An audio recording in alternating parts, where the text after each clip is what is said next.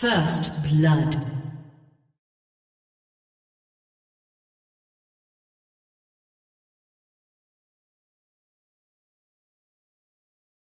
Alrighty. Hello. Happy Monday. Hope everybody had a good weekend. We're back. Played some more Ace Attorney today. Hopefully finished up case 4 today. I think when we last left off, we discovered a little bit more about Edgeworths' backstory and seen maybe he's not just a bad guy after all. That being said, I think we're going right into a court case today, so mentally prepare myself for that. Nevertheless, I'm very excited to play some more Ace Attorney. Let's go and jump right into it. You snooze, you lose, buddy.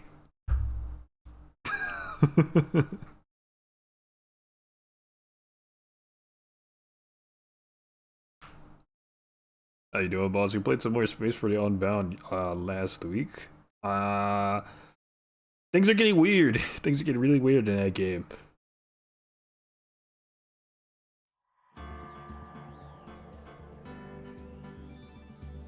I don't know how much more of it we have left, but thinking maybe we finish it this week.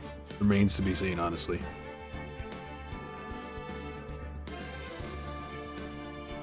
You had a party last week. Hell yeah, man. Hope you had fun.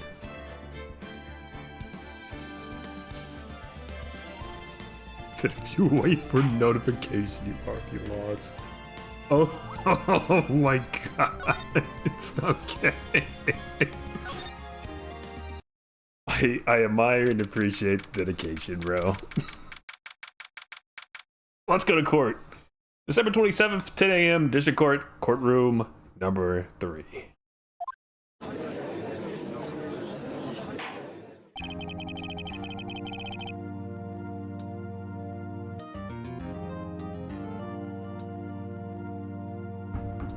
There were 80 people at the party. It sounds like quite a party then. Court is now in session for the trial of Mr. Miles Edgeworth. You got soft locked here by saving? Oh no. The defense is ready, Your Honor. Very well. Apparently the prosecution is also ready. Who's the judge here anyway? Mr. Von Karma, your opening statement.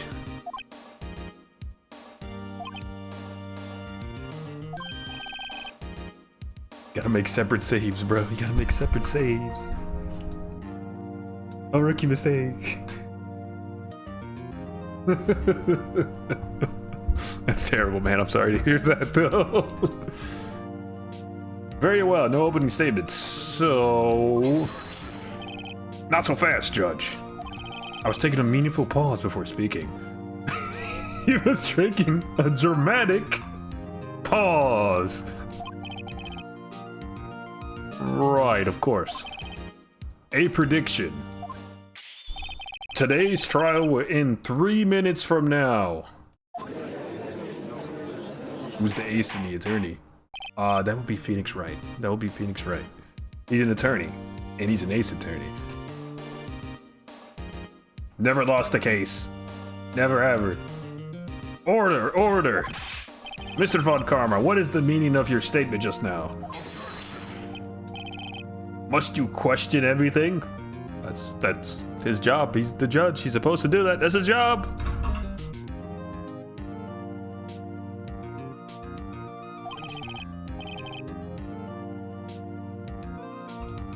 Are you really an ace attorney? Let's just say, if I was ever in a murder trial for some reason, I'm hiring Phoenix Wright. He'll get me off, bro. We have no time to waste. I'll call my witness now. Right, I call my witness, my decisive witness, to the stand. It's that mysterious boat shop owner. That implies you're 100% innocent. Yes, because of course I am. Why did you use your points to just do that? You flex it on, bro. Witness, state your profession. Sleep.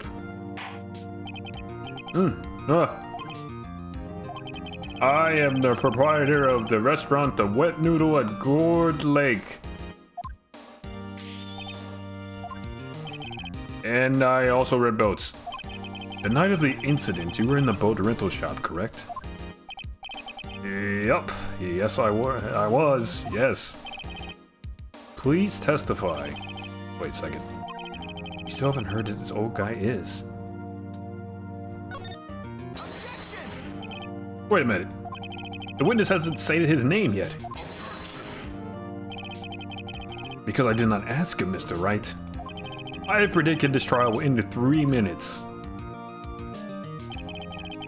Stop asking trivial questions and cooperate. Oh my goodness, this guy, I hate him. I hate him so much. He's worse than Edgeworth. I had a dream where Ace Attorney and Danganronpa had a crossover where they basically just made each other's games with their gameplay. What? That's crazy. Can we get Monokuma on the stand, please, to testify?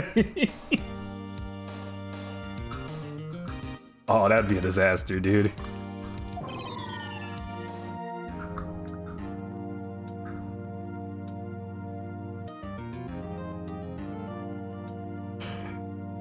I'm aware of this. I've heard about this, yes. Thank you. Jesus Christ. The witness will state his name.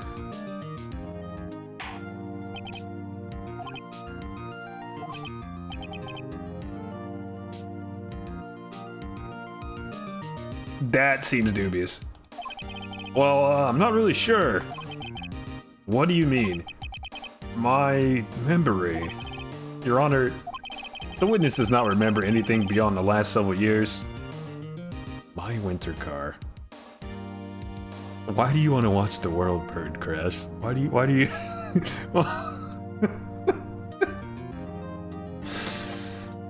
Oh my god. Sure. We'll play my winter car tomorrow. The witness does not remember anything beyond the last several years. Oh god, wait. Where'd the window go? There it goes. There you go, he cannot recall his own name. He can't recall, you say? Yes, but the incident in question took place 3 days ago. He can testify. Very well. Let's hear his testimony then, shall we, witness? God, okay, here we go. The night of the murder. It was the night of the 24th, just after midnight. He appears strangely lucid right now. Okay, keep going. I was in the restaurant where I rent boats, as usual. Then I heard a bang.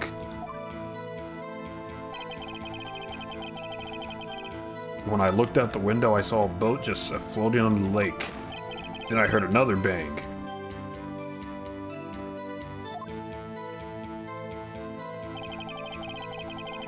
Just about then, the boat comes back to shore and a man walks by my window. Why you like this? You just want me to raise the limit, don't you? That's what you're doing? I'll do it, bro. You'll get hyperinflation. This is how you get hyperinflation. This is how you get hyperinflation. Just about then, the boat comes back to shore and a man walks by my window. Very well. I'd like to begin the cross-examination.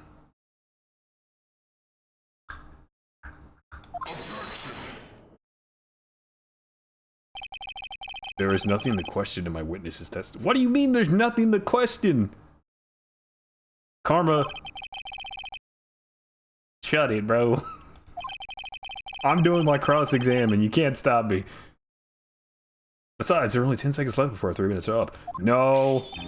Judge, this is bullshit. Don't let this happen. Judge. Mr. Wright? Cross-examine. You serious?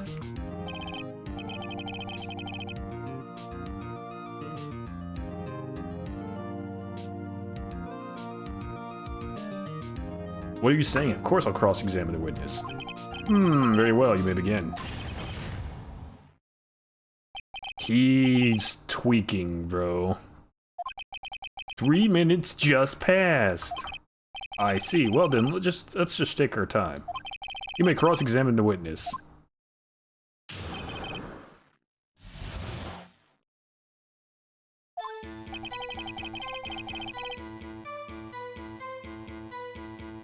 It was the night of the 24th, just after midnight.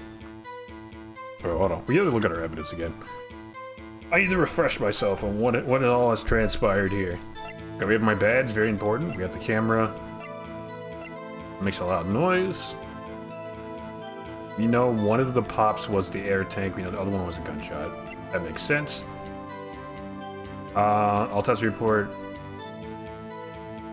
Christmas Eve and the 25th. Shot from approximately 1 meter away. We have this photo.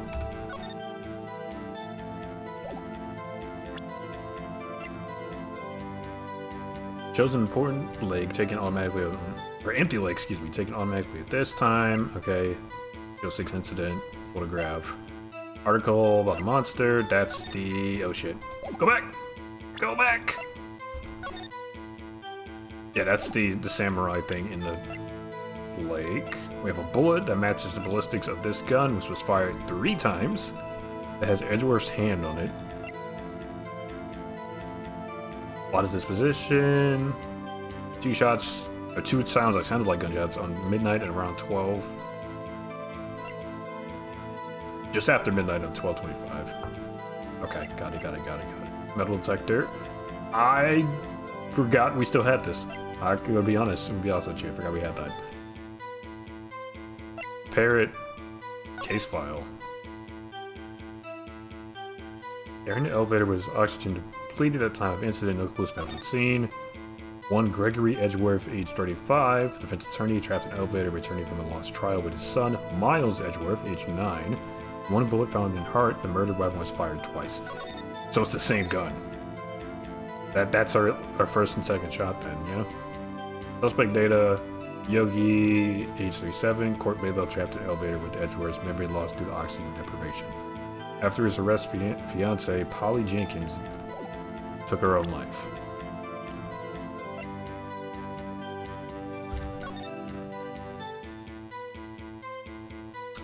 Yep, he's dead as hell.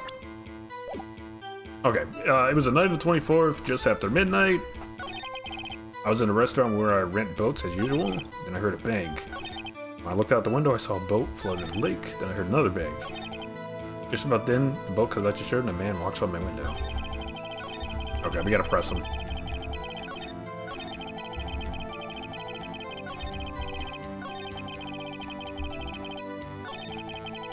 Get a load of this!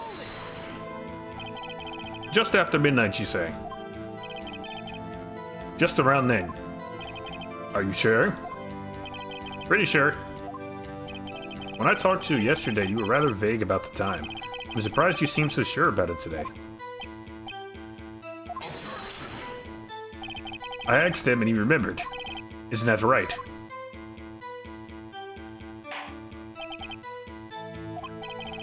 Don't glare at me like that. I remembered it clearly, I did. You see? Continue. The restaurant where you rent boats. Is there anyone who can verify that? Well, I guess Polly could. That's not good enough for a court of law. Mr. Wright, exactly what's not good enough? Your Honor, this Polly is a parrot. A parrot? Don't be so hard on the girl, Keefy boy. Keef! The prosecution concedes... yeah. The prosecution concedes that we cannot prove the witness was in the shop. Witness, please continue. Then I heard a bang. And where did the bang seem to come from? From the lake, I figure. Are you certain? Yup. Good. Continue. When I looked out the window, I saw a boat just afloat on the lake. Was there someone in the boat? It was pretty far out there. I couldn't see clearly. But I figured there was 2 men out there, yup. But you couldn't see them clearly. Yup. At the time, that is. At the time? Then I heard another bang. So you heard 2 gunshots total. Yup. That's what Lotta said in her testimony yesterday. Guy walks by your window, eh? By your window? Yup, by my window. Right outside the window of my little shack. And could you see the man's face? Well, the fog was pretty darn thick, but he was right there in front of me. I saw him. This is a rather important detail. Please add it to your testimony. Tisk, tisk, tisk. What are you tisking at? I have a bad feeling about this. Me too. That man wasn't offended. He was saying, I can't believe he's dead. Are you sure? The music stopped. Uh-oh. Dad.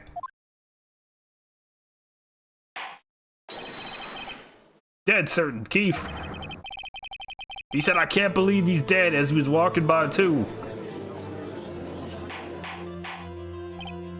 Witness, are you sure that the person you saw was Miles Edgeworth? It was him! That Edgeworth boy! What? This sounds like decisive evidence indeed. Hi, Stardust. Von Karma! He lured me into cross-examination so he could set me up for a fall. Tisk, tisk, tisk. Nick, I don't like the way things are going here. Everyone in the courtroom is glaring at us. Better act quick or this trial is gonna be over.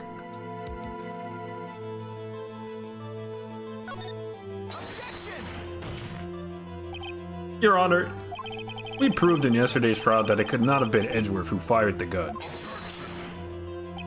Mr. Wright, are you referring to the fingerprints from Edgeworth's right hand found on the gun, and the photograph showing a man firing with his left hand? Exactly. That is easily explainable. He could have wiped his prints after he fired. No, it's not how that works. Not how that works, bro.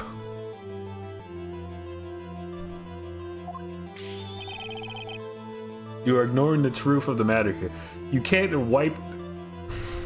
You can't wipe the prints and have more fingerprints on it, bro. It actually defeats the purpose of wiping the prints. If you wanted to show you're not the person, you would have no prints on the gun, bro. Why would you put your handprints on it? Judge, this is bullshit. This is a fallacy, bro.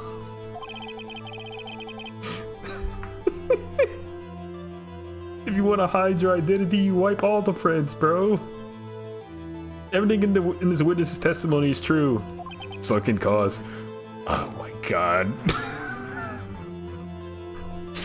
I don't know what they're thinking. They're tripping.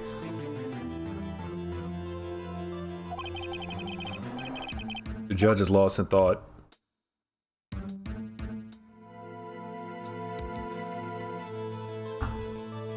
That's an objection. Your Honor, this witness claims that Edgeworth said, I can't believe he's dead. But his words is all we have. Yeah, hearsay! If you were telling a lie... Mr. Wright, in a court of law, the evidence tells all. Apparently you have yet to realize even this basic fact. If you say his testimony is a lie, show us proof. That's not how that works. That's not how that works. That's not how that works. Not how that works, Edgeworth. Nick, do we have evidence? It's no good. There's nothing I can do. Are you sure? To be honest, I don't know what to do anymore. Please, can you hear me, sis? Please! Summon Mia, bro! We need an assist. We need your help. Nick needs you. I need you. Tisk, tisk, tisk. 3 minutes was perhaps too high in expectation.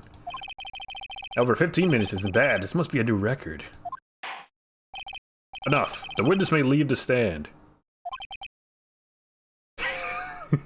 He is out cold, man. This court sees no reason to further prolong the trial, nor is there any need for more time to decide the case against the defendant.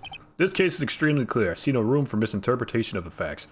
What do you mean? What do you mean, judgy boy? What do you mean?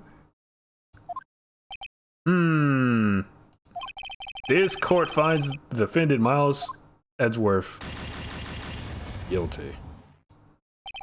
The accused was surrendered to the court immediately, to be held pending trial at a higher court within a month from today's date. That is all. This court is adjourned. What? Wait!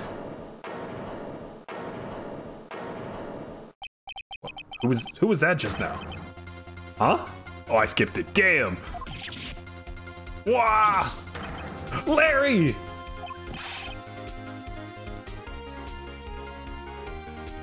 Larry, my goat! What are you doing here? Listen, you gotta listen to me. I was there at the park the night of the murder. I wasn't sure about it until just yesterday. But today I remembered. Remembered what? The gunshot! I heard it too. Order. What is the meaning of this? The verdict has been decided. I call for adjournment. One moment, Mr. Von Karma. So you say you heard a gunshot? Yeah, I did. A gunshot that night. I was sitting here in the audience listening to the testimony. Then I realized something he said was different from what I remembered. Anyhow, I can't just sit here and let you call Edgy a murderer. It's just not right. I'll testify. Let me testify. Order. Well, this is the first time something has happened like this in my court. I'm not quite sure how to proceed. Judge, you've already given your decision. The trial is over. Nick, this is it. Larry's given us one final chance. He's right. If only it wasn't Larry. He could make things even worse. Mr. Edgeworth was just declared guilty, Nick. It doesn't get any worse. You're right. Okay. Your Honor, if there is another witness, it is our duty to hear him speak. Right here, right now. A waste of time. How's he gonna make it worse? He'll be double guilty, bro. Double guilty.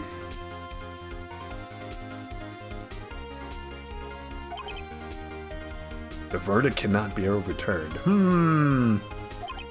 The scepter will be born tomorrow. Hell yes. I'm ready. Send pictures when you're done.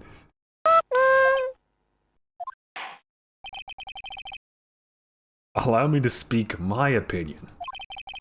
In all court proceedings, it is our duty to prevent an inaccurate verdict. In order to make sure no mistakes have been made, every witness should be heard. What is this? I withdraw my previous verdict of guilty.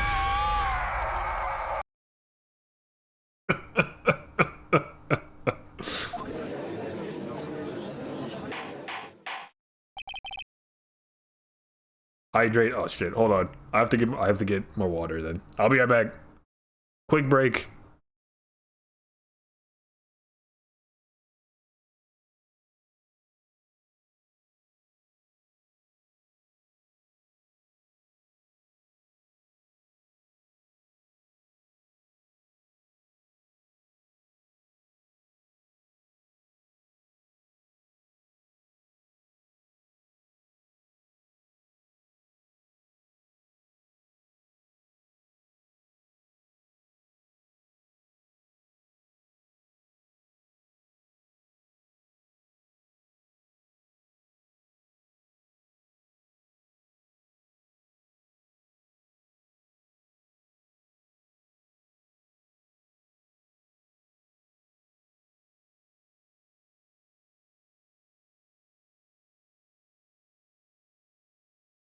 I finally have all the requirements of a true streamer, of a proper streamer.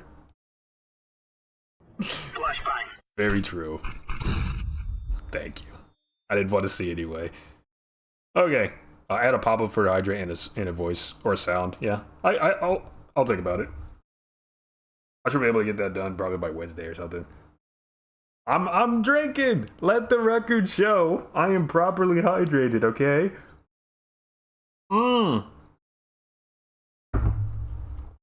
It's a mug. It's a mug. I have a water mug. I about to chug my water. No, it's not a beer. I'm a professional, okay? No drinking while I'm fighting for Edgeworths' life. Mr. Von Karma, I order you to call this new witness to testify. Now. What? The court will adjourn for a 5-minute recess. After that, we will hear this new witness. Will we also be playing the sequel? Yeah. Probably pretty soon after this, actually, because it's very near the top there. So we're playing the second one. Probably sometime in March, I would imagine. December 27th, 10:28 a.m. District Court, Defendant Lobby 2. That was too close. Sorry to keep you on the edge of your seat like that, Edgeworth. I've seen worse. Bullshit. No, you haven't. Yeah, right, Edgeworth. You're sweating bullets. I just wonder what Larry plans to say in there. Larry was at the lake that night. Yes. He said he went looking for the steel samurai balloon that flew into the lake. Right.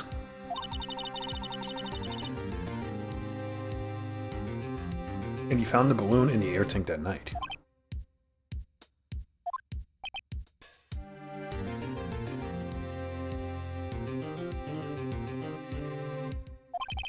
Hey, Edgeworth.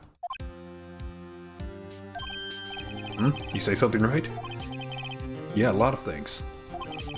You seem out of it. What's wrong? It's nothing.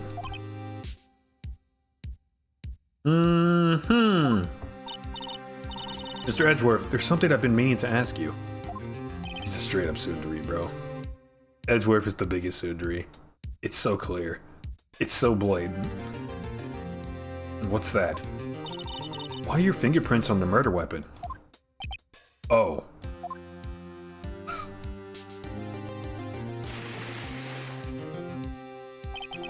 When he fell into the lake, I went into a daze. I couldn't understand what had happened. I couldn't think straight. And I saw the pistol lying on the floor of the boat in front of me. I picked it up without thinking. I didn't have a reason, really. I see. Right. Yeah? This might be our chance. Our chance? Von Karma has only ever run perfect trials. Perfect trials? Miles, we have to rage bait him. That's what it sounds like he's about to tell me, bro. It's the only way. Perfectly prepared witnesses, perfectly complete evidence. That's the secret to his success. This is the first time he's ever had to deal with something unexpected. He has to let someone he hasn't even talked to testify before the court. And that someone is Larry. What are you getting at? It's likely his testimony will be full of holes, right? That's right, Nick. No 10-minute trial this time. We'll milk this one for all it's worth. Hey, it was 15 minutes. 15! Things on Larry now.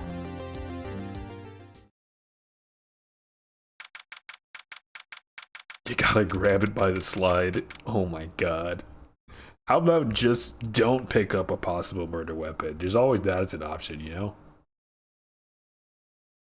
By the way, Mr. Crass, I did get to try out the new Deadlock character, Silver. She's pretty fun. She's pretty fun. I was in a lane. I did a bot match really quickly because it was before stream and I was gonna have to leave. And I was in a lane against an Abrams and a McGinnis, bro.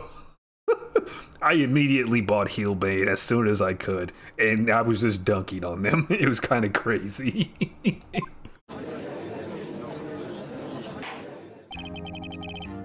Court is now back in session. Witness, please testify to the court about everything that you saw. On the night of December 24th. Right, leave it to me. Please, Larry, please, bro, I need this. Don't mess this one up. I hate to admit it, but you're our last chance. Von Karma didn't even have time to prep his witness. I just hope Edgeworth is right about this being our big break.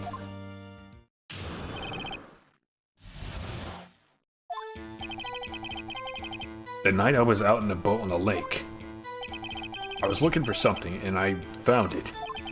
So I quietly slipped the boat back in at the rental shop dock. Excuse me. Then just as I was thinking about going home, I heard this bang. Have faith in the butts. I do. He's the only hope we have. I looked out over the lake, but I didn't see a boat. So after I heard that single gunshot, I went home.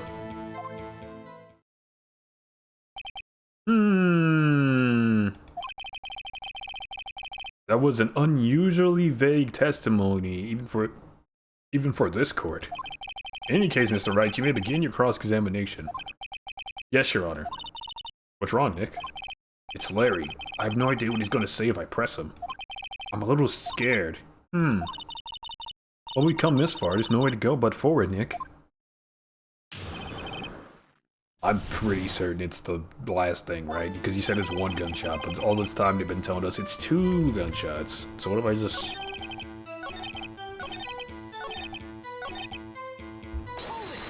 What if we just do that? So you only heard 1 bang, correct? Yeah. Huh. Well, Nick? It was a pretty wishy-washy testimony, wasn't it? I guess I should just start working on the contradictions. Sorry, I wish I could be more helpful. I wish I could call my sister.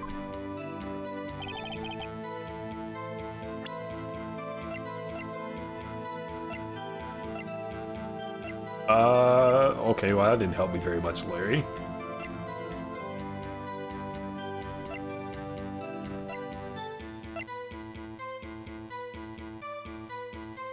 Probably this, right?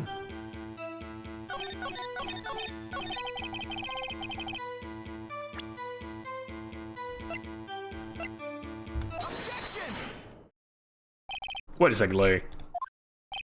What? You only heard 1 bang? You sure? That's what I said. But Miss Lotta Hart testified yesterday that she heard 2 bangs. And the old man just now said the same thing. They both heard 2 gunshots that night. Huh?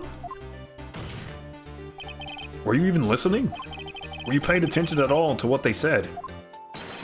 Yo, Nick, please. Huh? You know, something's been bothering me. I'm a witness, see? I'm like a customer here. So you gotta treat me nice and stuff, okay? What is he talking about? Mr. Butts. What?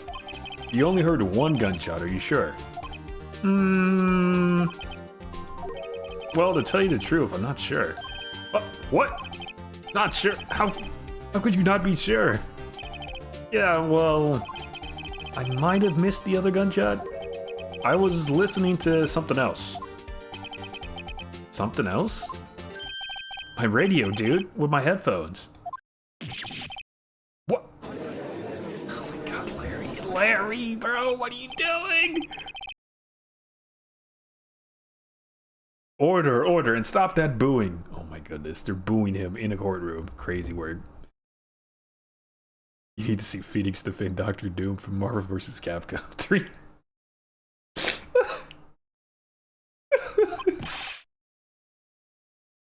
You see, Phoenix only defends innocent people.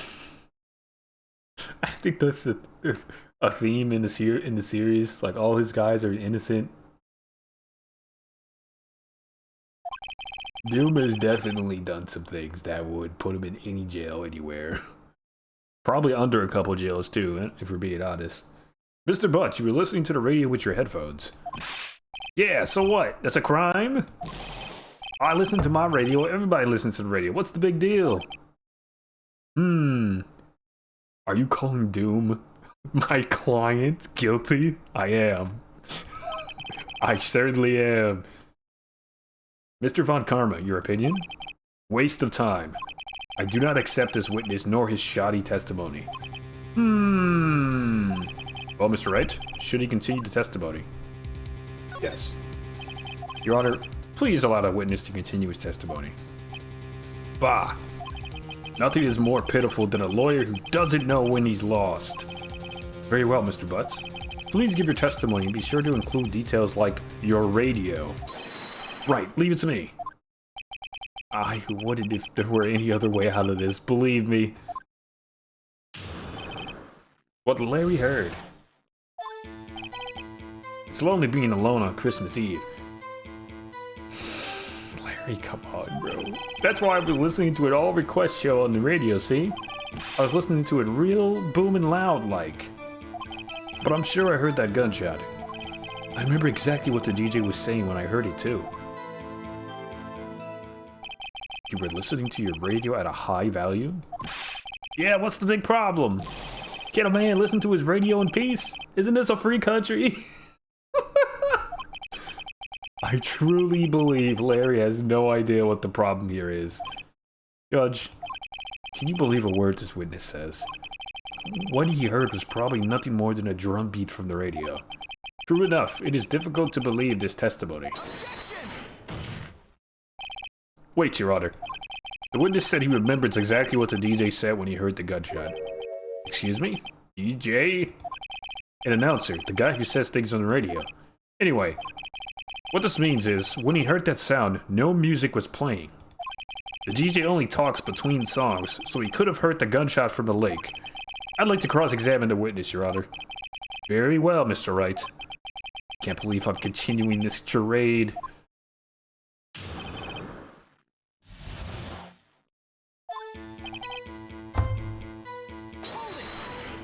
Yeah, I'm gonna press you about that. You were alone on Christmas Eve, you say, so you turned on the radio? Right. I just wanted to hear someone's voice, you know? You don't know what it's like out there alone on Christmas Eve. Alone! Shouldn't have said anything. Well, I was listening to an all-request show on the radio, see? Do you by any chance remember the name of the program you were listening to? This has nothing to do with the case, Your Honor. Objection sustained. The witness was listening to the radio. That is all we need to know. Tell us, Mr. Butts, how loud was your radio set to that night? Real booming loud. Real booming loud? Yeah, you know. And you had headphones on. Yep. I wouldn't think you could hear anything going on outside at all. But I'm sure I heard that gunshot. Can you prove that? No, of course you can't.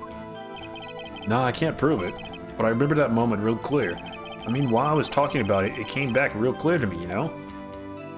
Oh my god, Larry. Larry! You've doomed me, Larry! I remember exactly what the DJ was saying. Okay, press that. What did she say? Mr. Wright, please cease these pointless questions. What possible good could knowing what a radio DJ said do us? Indeed, Mr. Von Karmer has a point. I'll allow the question only if you sees a reason why we should care. We should care. We should care, Your Honor. Of course we should. Why? Well, how do you know if we don't ask? Fine, very well. Let's fucking go. Let's go! Mr. Butts, please testify to the court. What was the radio announcer saying when you heard the gunshot? Just when she said, hey, it's almost Christmas, I heard the gunshot.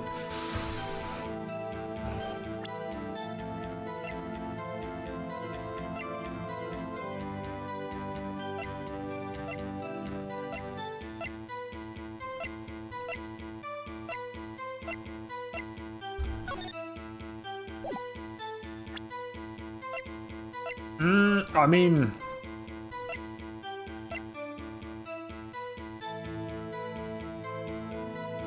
It's one of the things that has the time on it, right? It's after midnight.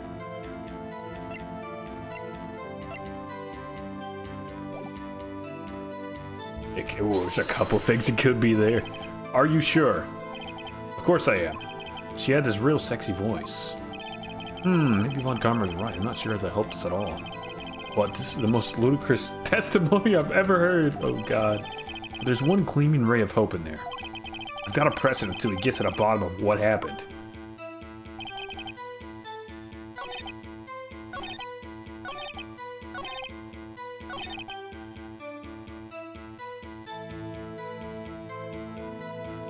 This? Wait, did we do this?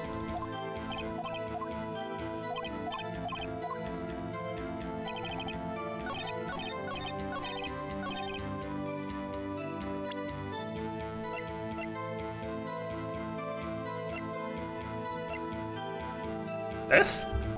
Again? Larry, are you absolutely sure what you're saying is correct? Huh? What's with that face? You look scary, dude. Hey, if you're trying to scare me, you better know I don't scare that easy. He says as he sweats bullets. Is something the matter, Mr. Wright? Your Honor, did you hear what the witness just said? The DJ said, hey, it's almost Christmas when you heard the gunshot. Indeed, and... almost Christmas means it wasn't Christmas. Do you realize what this means? When you heard the gunshot, it was still Christmas Eve. That would seem to be the case, yes.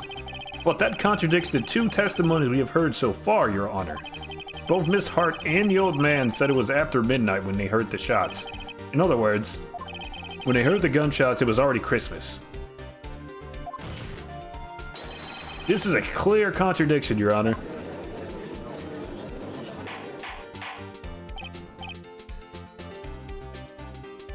Get him, Phoenix! Get him! Order! Order! What does this mean? The two prior witnesses heard gunshots after midnight. However, this witness says he heard a gunshot before midnight. Judge, the answer is simple. The current witness is plainly mistaken. Let's look at him. Suspicious. What? Well, Mr. Wright, what do you think about Mr. Butt's claim he heard the gunshot before midnight? Larry's right. Larry is not mistaken, Your Honor. He heard that gunshot before midnight. And I have the proof to prove it. The picture. Intriguing. I'm assuming you have evidence for this wild claim. Oh, I do. Oh, I do. Show me evidence there was a gunshot before midnight. This. Look at this photograph. Look at this photograph. This was taken by a witness yesterday, Miss Lotta Hart, with her automatic camera. The timestamp on the photo reads December 24th, 11:50 p.m. Oh. But there's nothing on the lake in this picture. Your Honor, the real issue here is not why nothing is shown in this photograph. It is why this photograph exists at all. What do you mean? Your Honor, this photograph was taken by an automatic camera. That camera was set to go off in response to loud noises. Aha. Correct. There was a loud noise in the lake at 11:50 p.m. That is why this photograph was taken. In other words, when Larry heard that gunshot, it was most definitely still Christmas Eve. Indeed, it would seem that is the case. Then where does that leave us? Miss Hart testified that she heard the gunshots after midnight. Are you claiming she was mistaken? Not at all, Your Honor. It is a fact that the camera also triggered at 15 minutes after midnight. Your Honor, that night there were two sets of gunshots with a 25-minute pause between them.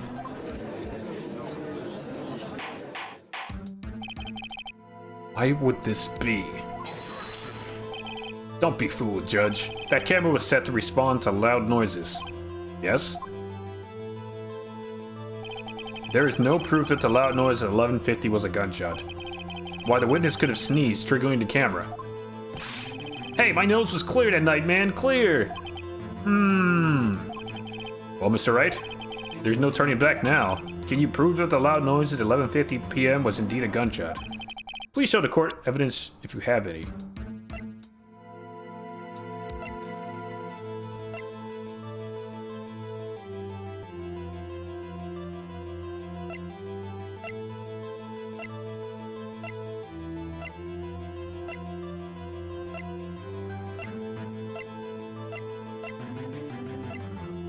It's obviously the camera, right? Because we know the camera doesn't respond to sneezes.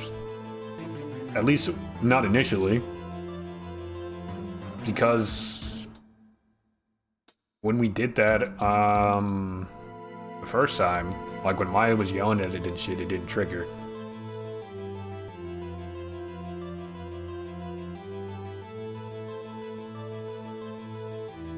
But then she fixed it, or she adjusted the sensitivity on it, and then she sneezed, and then it triggered. I think she was like screaming at it too, it didn't work. Yeah, so it's the camera, right? Mr. Wright. Is that a smirk I see? Your Honor, sorry, I wasn't really sure about the evidence. Don't show us evidence you aren't confident in, Mr. Wright. What? I'll ask you again.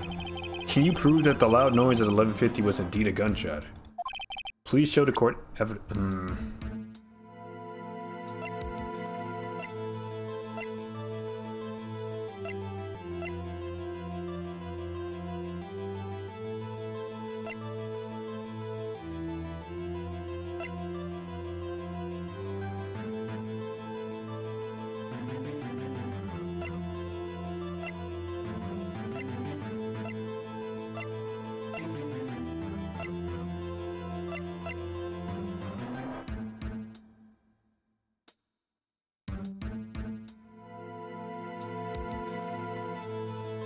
Prove it's a gun. I don't know. I don't know if I can.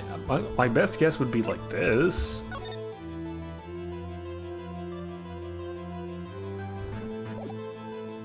Maybe her testimony again? I'm gonna hum.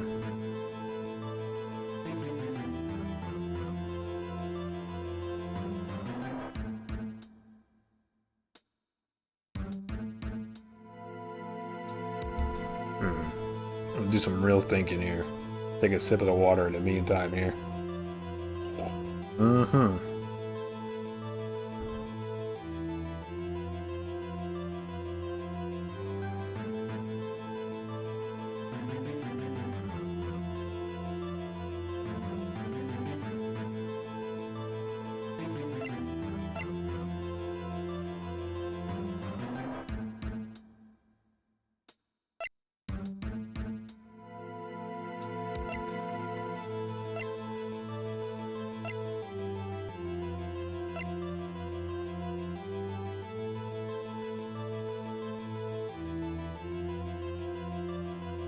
I don't freaking know, man. Prove it was a gunshot at the time, 11:50.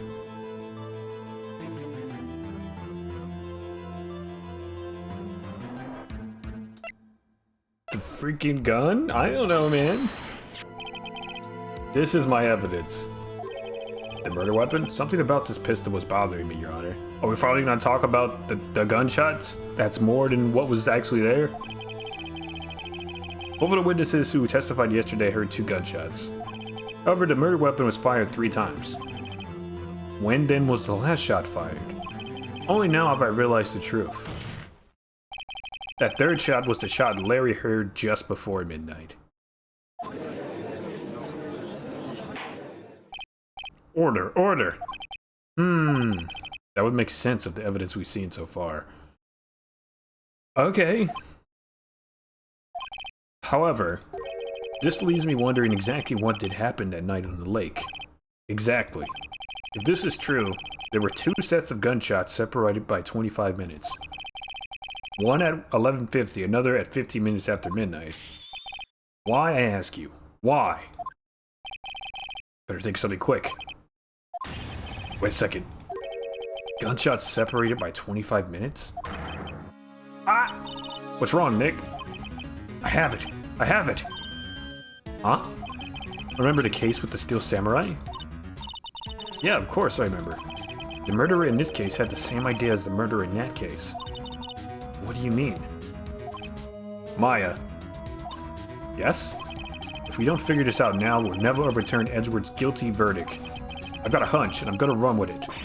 Right, I mean, is this safe? Safe! We've already gotten a guilty verdict. We have nothing to lose! That's the right attitude to have, Phoenix. We're cooked anyway, unless we try. Just watch and let me know if I say anything that sounds fishy, okay? Right. Your Honor. Yes, Mr. Wright? The testimony just now has cleared up this entire case. What do you mean, Mr. Wright? Tisk. So you finally realized the truth. There can be no other murderer here than Miles Edgeworth himself. Nuh-uh. Wrong, Von Karma. A man was shot that night, but it wasn't Edgeworth who did the shooting.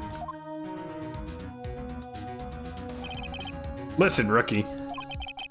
Take a deep breath and consider the facts. At the time of the murder, one boat was on the lake. This was shown by the witness's photograph. The defendant Edgeworth and the victim Robert Hammond were on that boat.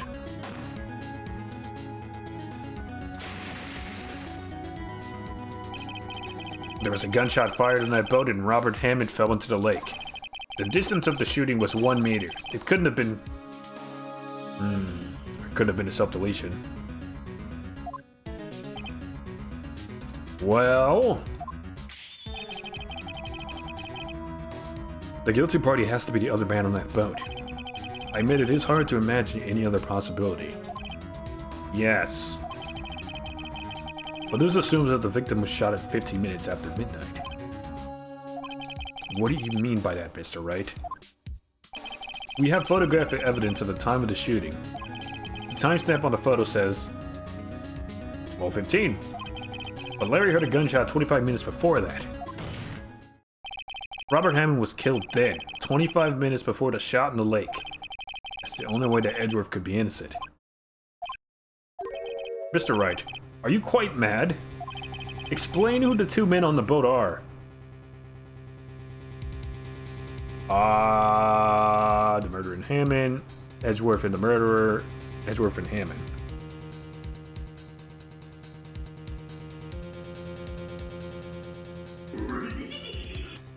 Edgeworth and the murderer and Hammond.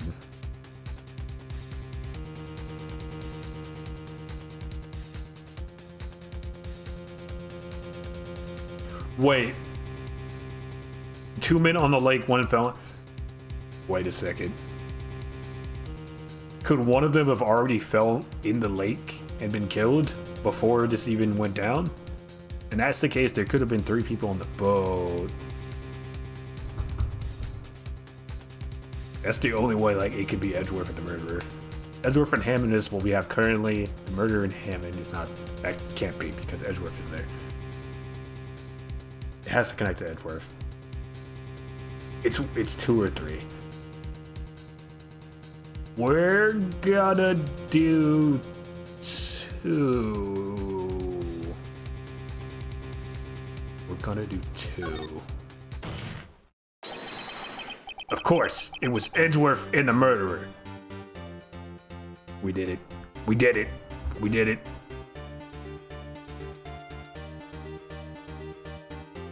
So we changed our water dispenser. The water dispenser has 3 plugs. The cable I changed to connect to it does not. So my dad's sawed off a loop where the warning thing goes, and it fits. It works slowly. It's not. Fucking wow. I'm buying a new extension. Sometimes you gotta jerry rig some shit, bro. You do what you have to. That's funny though. After the murderer killed Robin Hammond at 11:50, he assumed the guise of Mr. Hammond and met Edgeworth. Oh, that's a completely different direction, Phoenix. I didn't even think about that.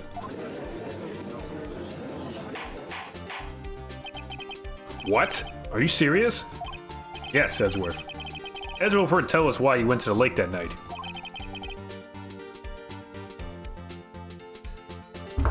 However, I have a hunch.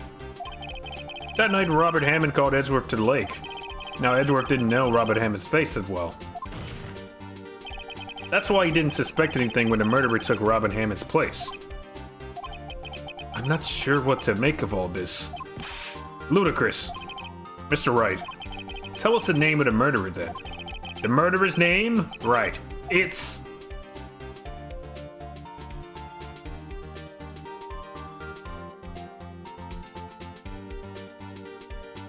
I don't know. I'm not saying Miles, that's crazy. It's not a lot of heart, that's dumb. I don't know. Is Edgeworth not allowed to speak? We're still questioning witnesses. He's not up on the stand yet. We might put him up there. We'll see. Actually, I don't know the murderer's name. You don't know. Again, you waste my time.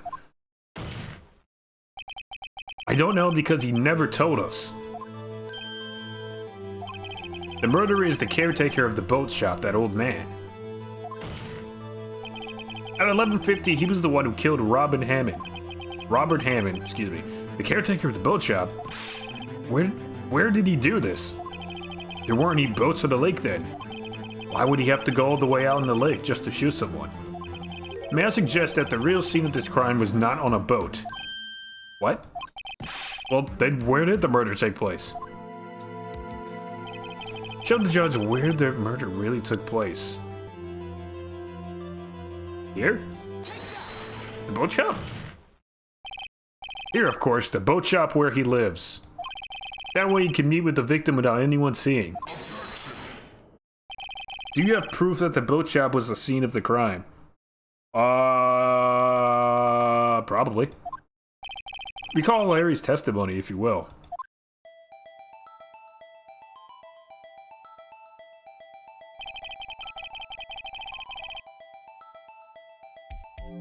The worst investigative team in the country. No blood on the boat. Gun residue in the boat.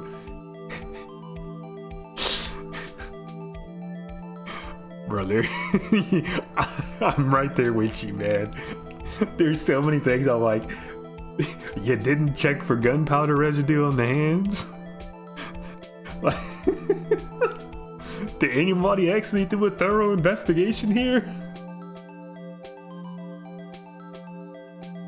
Maybe I just watched too much CSI and Law and Order growing up, bro, but this seems highly dubious. Oh gosh. That night he was out in the lake in a boat searching for something. He finds it and returns the boat. Then, just as he starts to head for home, he hears a gunshot. He heard a gunshot, Your Honor. Even though he was wearing headphones at the time. In other words, the gunshot was very, very close by. And where would that be if he had just returned a boat? Oh, Phoenix, you beautiful genius. The boat shop. Exactly. Mr. Wright. What happened that night on Gourd Lake? Please tell the court from the beginning. Yes, Your Honor. Nick, are you sure about this? Not really. But I think if I start at the very beginning, and I take it slow, I just might be able to figure this out. That night, the caretaker of the boat shop called Robert Hammond to his shop.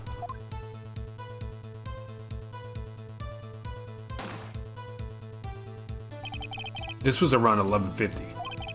That was when the gunshot that Larry heard was fired.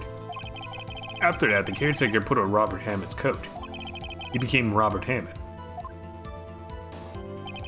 Then he got in a boat with Edgeworth and went out into the middle of the lake. Then who fired the pistol in the boat, Mr. Wright?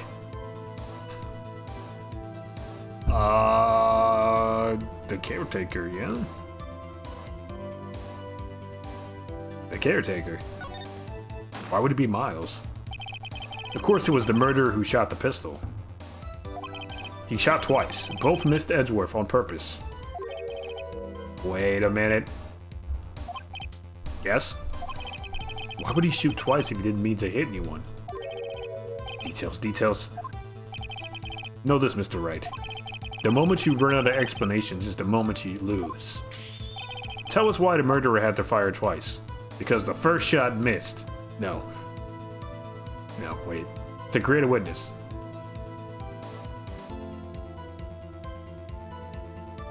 Create a witness.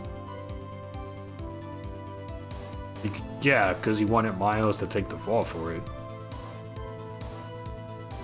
Because if he killed him, then who's the alibi? Who's the witness? Yeah, yep, that makes sense. I believe he shot twice to create a witness, Your Honor. Create a witness?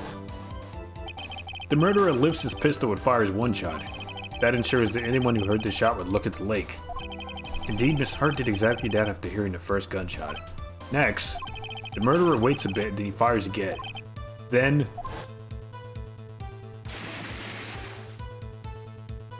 the murderer jumps from the boat himself. Leaving a pistol in the boat behind.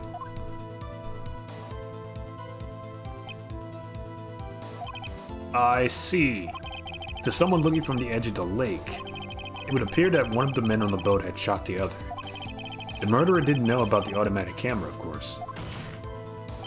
That's why he shot twice, to draw attention to the boat. Once you realize that, everything else falls into place. The boat shop caretaker swam back to his shop. Then he put up Mr. Hammond's wet coat on the body. And threw the body into the lake. This is what happened, Your Honor. These are the events that transpired that night on Gourd Lake. I wouldn't believe this either. This is crazy. Bailiff, bring out the witness from before. The boat shop caretaker, quickly.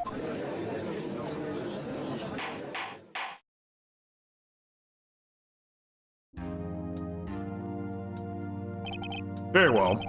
While we are waiting for the caretaker, I would like to ask the defendant, Mr. Miles Edgeworth, a few questions. Mr. Edgeworth, please take the stand. There he goes. There it is. Mr. Edgeworth, you heard what the defense has said? Yes. Well, why did you go to the lake that night? What Wright has said was mostly correct. Astonishingly so, actually. Yes. Several days ago I received a letter. The letter was signed Robert Hammond. He asked me to come to the boat shop by the lake at midnight on Christmas Eve. He said he had something very important to discuss with me. Something important. I'm sorry, I can't say what it was. Your Honors, sir. Bailiff, we are conducting a trial here. I ask that you remain quiet.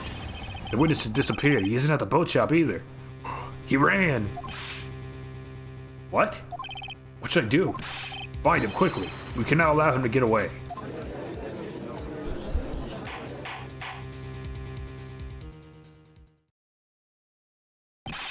Mr. Von Karmer, your witness has disappeared. A search warrant has already been issued. It goes without saying that I cannot declare a verdict under these circumstances. I will extend the trial until tomorrow, the final day allowed. I request that the police department utilize all its forces to find that witness. Am I understood? One more thing. Just who is that boat shop caretaker? I think his identity has become very important to this trial. I want him and I want to know who he is. Very well. Court is adjourned. And we live to fight another day. December 12th. I said 12th. December 27th, 1:22 p.m. District Court, Defendant Lobby 2. Nick, you did it. Yeah. Well, at least we got out from under that guilty verdict. And what about Larry? That was something else. Even Von Karmer didn't know what to do with his testimony. Larry really helped us out. Sure, once I sifted through his unique testimony. Still, he did save us. I just wish our cases weren't so down to the wire all the time. I know what you mean. Sometimes I feel like it's us on trial instead of our clients. Hey, Edgeworth. Mr. Edgeworth? Did you say something? You don't look so pained. I mean, it looks like you're probably going to get off the hook. You try to smile just a little. Relax. I'm sorry, but I fear it's not over for me yet. What do you mean? Right. There's something that's been troubling me for a long time now. I don't know whether or not to tell you. Edgeworth. No, there's so little time left. I want to tell you to get it off my chest, but I love you too, Edgeworth. I can't make up my mind. What is this about, Edgeworth? It's a nightmare I've had. A memory of a crime that I committed. Okay, we can leave the court right before you say this? Before you say... Oh my god. Phoenix, bro! Don't let him say this in the courtroom, man. Or right outside the courtroom. The crime you committed, hey? A memory of a murder. To be continued. Okay, alright, okay.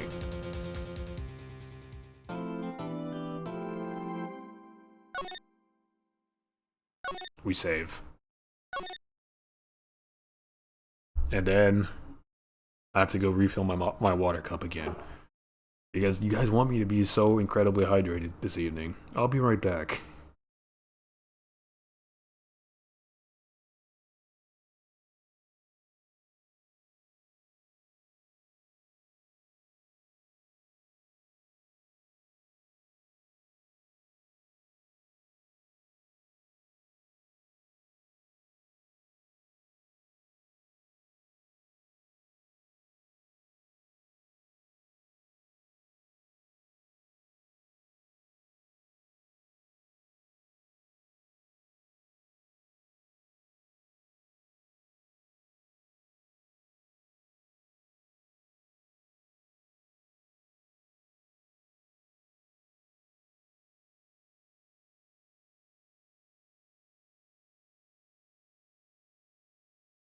Oh, okay. Let's keep it going. December 27th, 2:11 p.m. Wright and Company Law Offices.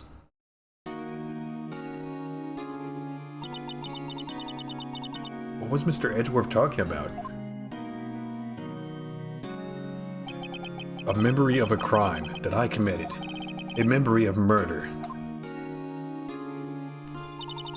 Do you really think Mr. Edgeworth killed? Nah, probably not. Maybe not. I don't believe it. I don't believe it. Not Edgeworth. Some painful memory has been troubling him recently. But he'd never take someone's life. Never. Nick. Yo! How's everyone doing? Hi, Larry. What the hell was that in the courtroom, bro? What do you think you were doing? What do you think of my performance today? I had him swooning in the aisles, huh, Maya? Swooning? Me? Yes, I do remember feeling faint. Right on, tell me the truth. It was like love at first sight, right? Right, Nick? Huh? Me? Well, maybe my heart skipped a beat or two.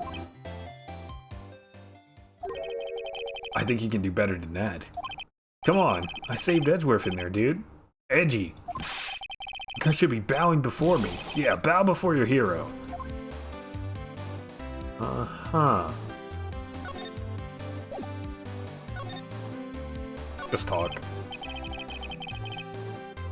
What's up, Viggy? We got Phoenix Wright going today. We're on the 4th case here. Trying to save Edgeworth's life. I think we're in the final day of a trial as well, so you came in at a good time. Larry, you really helped out the trial today, buddy. You did. If you weren't there, Larry, I'm sure Mr. Edgeworth would have been found guilty. He was found guilty. But then the judge was like, actually, JK, I'm just kidding. But seriously, Nick, that boat shop caretaker guy is pretty suspicious. But Edgy ain't off the hook yet. Way to spoil the mood, Larry. Hey, I'm just a guy sitting in the audience, you know? But from where I was sitting, Edgy seemed pretty edgy. Thank you, Larry. Thank you, Larry Butts. Thank you. I mean, can you really know he's telling the truth about that night? Nick? I don't know. But, what I do know is, I'm gonna believe in you two until the end. Us two? Edgeworth and who else? You mean me, right? Nah, he needs me, right? Nick? Yeah, you, Larry. Not me? But why you? Why Larry? Huh? Actually, yeah, why me, Nick? Enough with the silent treatment. Nick, why do you trust Mr. Edgeworth so much? I mean, he's changed recently, true. But when we first met him, he was kind of a jerk, don't you think? I trust him because we were roommates. And nothing else. You didn't know him back then. Back when he wanted to become a defense attorney. Wait, is that when you two were roommates? Yes, in grade school. They saved me. Miles. And Larry, they saved me and I'll never forget it. That's why I became a defense attorney, you know? What? Hey, Larry, what's he talking about? Huh? Sorry, I kind of forgot. Cool. Okay, Nick, out with it. I'm gonna hear the story today, and that's final. Okay. Kind of a long story, so hang in there. It was the very end of 3rd grade. I was on trial. A class trial. Class trial? You remember, Larry? Spring? End of 3rd grade? A kid in our class got his lunch money stolen. Lunch money. Our school was really small. Every month, kids would bring an envelope with money for lunch from home. See. Anyway, this kid's envelope disappeared, with $38 still inside. Yeah, now that you mention it, I do remember that. I can see why you'd forget, though. You were out of school that day. Anyway, the envelope had been stolen during PE. I was coming down with a cold, so I skipped PE that day. I was the only one not in class. So they thought you did it. Yeah, the kids in class said I should be put on trial. Trial? So the next day we held a classroom trial with me as the defendant. Oh my god. There he is. There he is. I didn't do it. Guilty, he did it. Guilty, it was you. Thief. Get the money back. You're such a meanie. No one will play with him. Just admit you did it. You can't hide the truth. Tell us the truth. We're not gonna play with you anymore. You shouldn't be allowed in the relay race or the library committee. Give me back my 50 cents. Oh my god. Now, Phoenix, you know you shouldn't steal people's money. It's not right. Teacher, no. In the end, even the teacher thought I'd done it. Go over and apologize, Phoenix. I didn't know what was happening. I was so sad. I couldn't stop crying. Everyone was staring at me like I'd done it. I tried to apologize. I went to where the boy whose money had been stolen was sitting. That's when it happened. You shouldn't have to apologize. The only thing that belongs at a trial is evidence. Anything else has no place. You should all be ashamed. Amateurs. Miles? Oh my god, there he is! It wasn't you who stole my money, was it? No. Then you shouldn't apologize. Everyone's been shouting you did it, but no one has any proof. That is why, Your Honor, this boy is innocent. But Miles, it was your money that was stolen. Yeah, he did it. He's the one. We don't need proof. Make him say he's sorry. Why don't you all just shut up? Larry, this is always how it is. Everybody's ganging up and picking on one person. Just think how it feels. He said he didn't do it, so he didn't do it.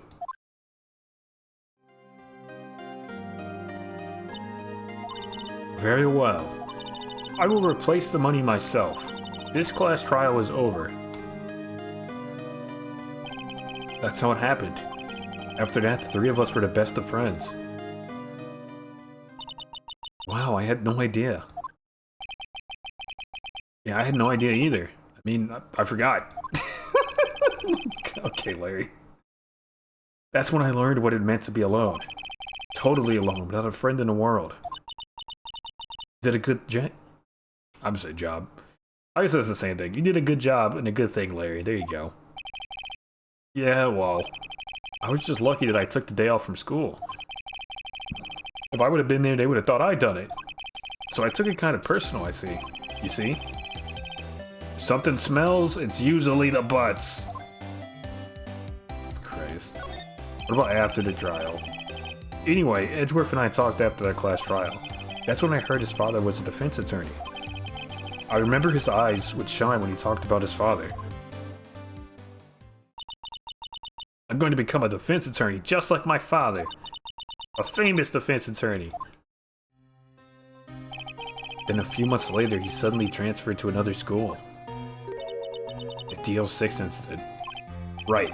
I'm not sure, but the transfer probably had to do with his father's death. It's true, though. If it smells, it's probably the bud. Or a person. Oh, you're not wrong. You're not wrong. It's so sad. It was several years later when I heard Edgeworth's name again. There was an article about him in a newspaper. The headline was something like, "Dark Suspicions of a Demon Attorney. Fabricating evidence, manipulating testimonies, covering up facts." The article said he'd do anything to get a guilty verdict. Anything. But why? What happened? I mean, that's not the Edgy I used to know at all. That's what I thought too. I tried to get in touch with him, I don't know how many times. He never replied. I guess he didn't want to see his old friends. I couldn't just drop it though. I wanted to meet him, to learn why he had become who he became. That's what I decided. Wait, you don't mean... That's why? That's why you became a defense attorney? To meet Edgeworth? Maya, don't you understand? They were roommates.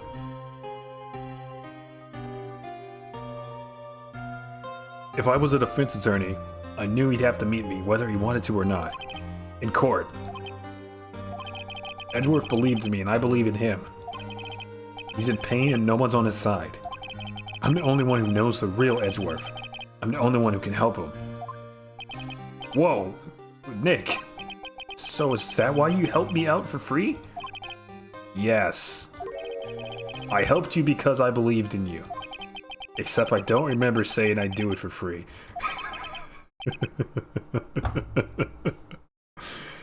Oh, Nick. Nick.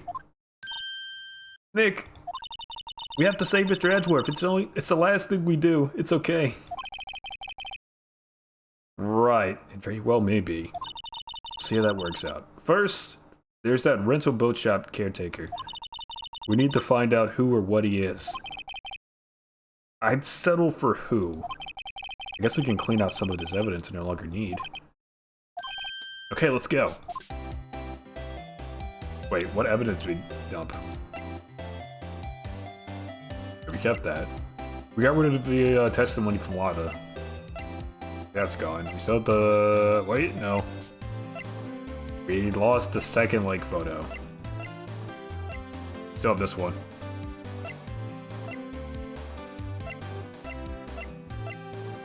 Want to see Edgeworth play those? Sure. I go to the detention center? Yay, let's talk to him. You look as grim as always. Mr. Edgeworth, I heard the story about the class trial. Class trial? Well, what do you mean? You don't remember? No, I don't. Your lunch money was stolen, wasn't it? In 3rd grade? Lunch money? Oh, right, yes, I seem to remember something like that. Nick, I think you're the only one who really remembers. Well, it probably only really mattered to me, anyway. Mr. Edgeworth, didn't you know? That trial was the reason Nick became a defense attorney. Ridiculous. Gee, thanks. That said, it does sound like the kind of thing you do. You haven't changed a bit, have you, right? So simple. To a fault, even. Well, maybe, yeah, but I think he changed too much, Edgeworth. Perhaps. Edgeworth, why did you become a prosecutor anyway? You used to look up to your dad. You said you wanted to be a defense attorney, right? I couldn't let myself deny reality like you. What do you mean? My father was taken from me. You want me to defend criminals? I'm sorry, right, but I'm not that good of a person. One suspect was apprehended in your father's murder, right? Yes, the man trapped in the elevator with my father. His name was Yanni Yogi. He had to be the shooter, any way you look at it. Yet, he was found innocent. That defense attorney got him off the hook. It would be Robert Hammond. On that day, 15 years ago, the three of us were trapped in an elevator for 5 hours. When we were rescued, we all suffered oxygen deprivation. I had lost all memory of the murder. Lost your memory? Even now, I can't recall what happened in that elevator. That was the crux of Yogi's attorney's argument. In court. Okay. He claimed Yanni Yogi had been not of sound mind due to the oxygen deprivation. Yogi was released due to a lack of evidence. Deemed innocent. That's when I changed my mind. I started to hate defense attorneys. What do you know about Prosecutor Von Karma? What's your relationship with Von Karma? He's my teacher and a man who deserves respect. I learned everything I know of courtroom techniques from him. So he's like my sister was to you, Nick. He's a perfectionist in all things. In court, in his personal life, he is obsessed with doing everything perfectly. Perfectly, huh? In all the cases he has taken on, none were left unsolved. Not one suspect was declared innocent, ever. But that's... I know. It's possible some of the suspects were indeed innocent. However, it is impossible for us to accurately determine that in every case. All Von Karma does is his job, to find the suspect guilty, perfectly. In any case, it's nigh well impossible to find a weakness in him. Should a weakness appear, he would do everything in his power to make it go away. Edgeworth? What you're saying is true. You're headed for a guilty sentence tomorrow. He's right. There's no time to praise the enemy, Mr. Edgeworth. It's a strange situation in which I find myself, I'll admit. No kidding. Okay, Edgeworth.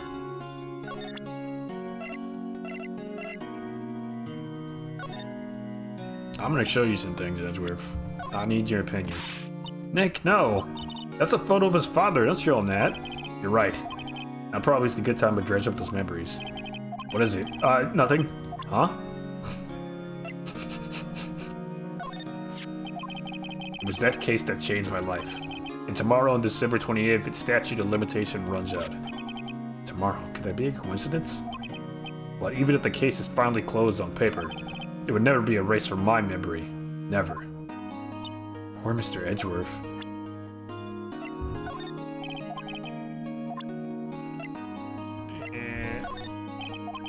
Okay. Bullet.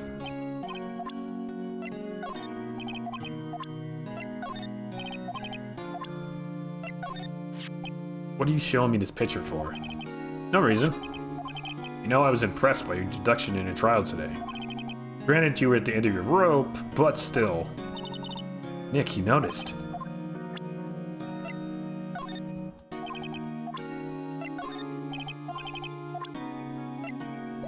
Alright, Edgeworth. This has been informative. Let's go to law offices. He's out again. When does he work anyway? Now, don't be harsh. Guess we'll have to come back later.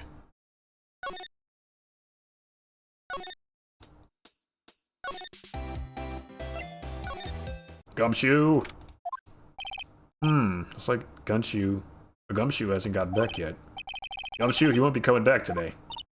Really? He said there was some guy he had to arrest by tomorrow. The boat shop caretaker.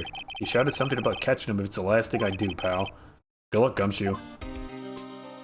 Alright, well, the only place we can go is to the park. Gourd Lake Park entrance. Hey, pal, long time no see. Detective Gumshoe. Close one today, huh? I got so worked up I snapped my tie in half. How do you snap your tie? Okay. Okay. Alright. Sorry about that. No problem, pal. Thanks to you. Oh, thanks to you, we now know who really did it. You mean the boat shop caretaker? Look, I'll make you a promise. I'll have that scoundrel in my custody by trial time tomorrow. Come what may. It's my duty to you as a police officer. I'm off to catch me a criminal. Okay. Detective Gumshoe sure is active today. Oh, one other thing. Gumshoe jump scare.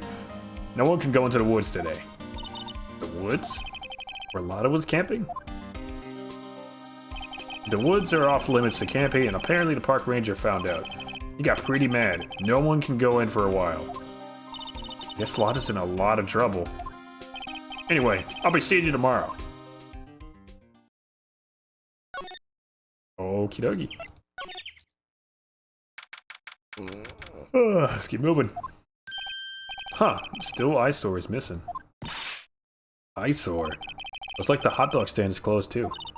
Guess Larry's too busy worrying about Mr. Edgeworth to show up for work. Real. Oh, we don't even have the option to go to the woods, the beach area. Go straight to the boat shop. That old caretaker got away. Yep. I never imagined he might be the real murderer. Ahem. I know that clearing was a throat anywhere. Hello.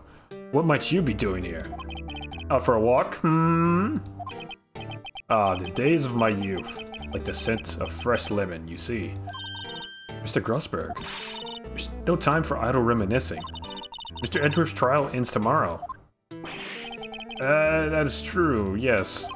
But from what I saw of today's trial, Edgeworth should be fine, right? Oh, I'm not so sure about that.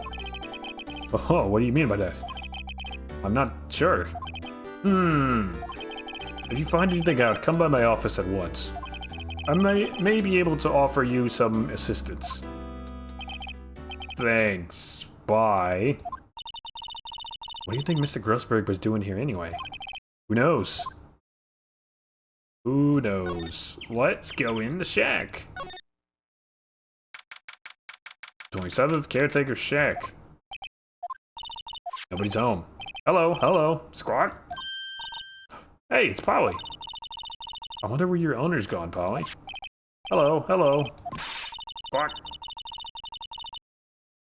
I can't believe he run off and leave his poor parrot to fend for himself. For herself, excuse me. Hello, hello. Squawk.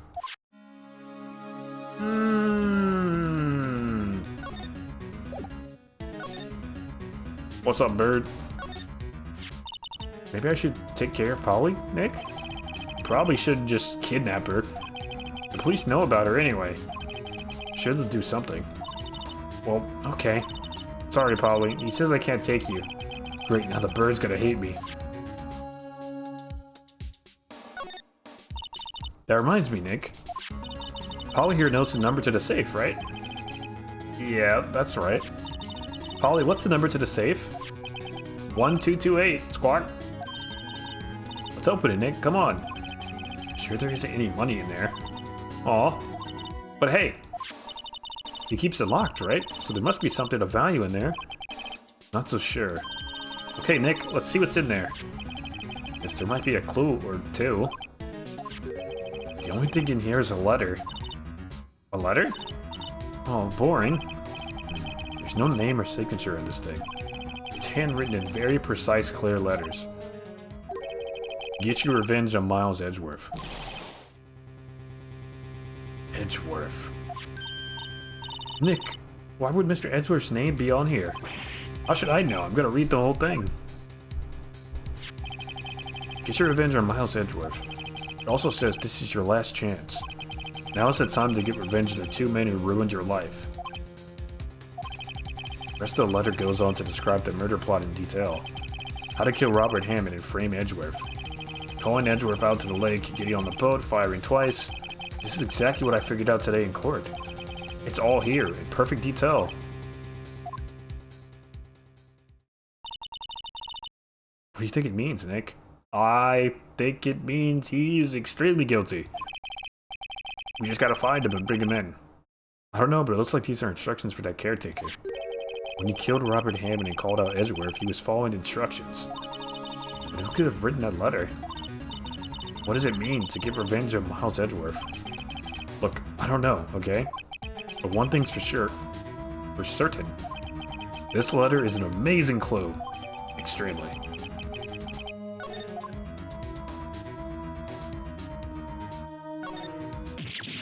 Ah! What's wrong? Oh, never mind. Tell me. Just when I saw the TV, I remembered. They're showing a Pink Princess special this week. That was not the time. See? That's why I didn't want to tell you. Everything's cold. Looks like he didn't turn his heater on. I guess he hasn't been back here since the trial.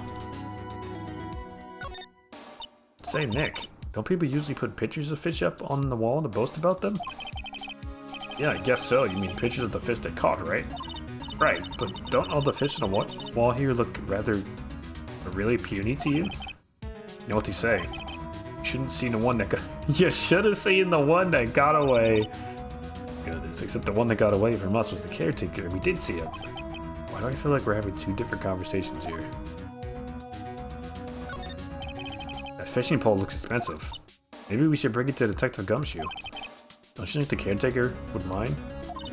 Well, we can't just leave him the metal detector. We can't just leave him the metal detector in exchange, I say. Maybe we'd better not.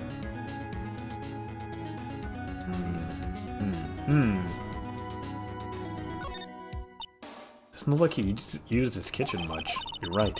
I guess the whole pasta restaurant thing was a lie. But you thought he was telling the truth? Okay. That's all we can see here. Maybe when we find Gumshoe? Let's go to the beach. Entrance. Nope. Okay, nothing to see here. Then that means we go to Grossberg's place. One day left, Nick. Yeah, I know. Well, no time to waste. Let's get going. Grossberg. Grossberg, you're not at the office, bro. I have stuff to show you. The fuck?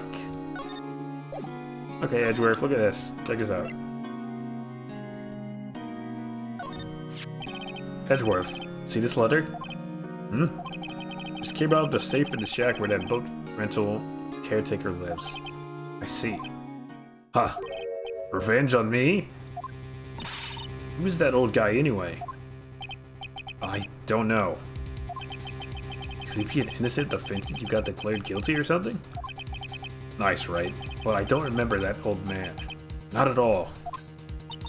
So he was following this letter then. Which means there was someone else behind it.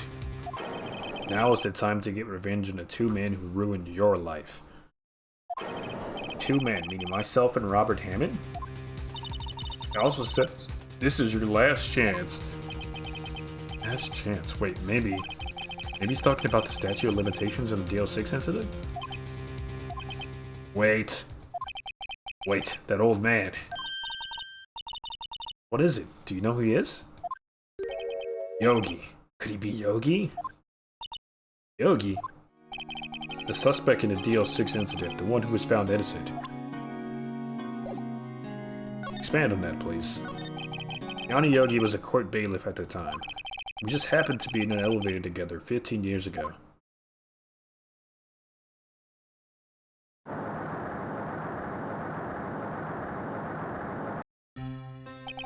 The quake was incredibly strong. Before I knew it, everything was dark. We were there for so long it felt like forever. Air thinned, and the darkness closed in on us in that little box. We became unsettled. Help, I can't breathe! Quiet, I said quiet, you're not making this any easier. I want to get out, help! Get us out! Don't shout, you just use up more oxygen.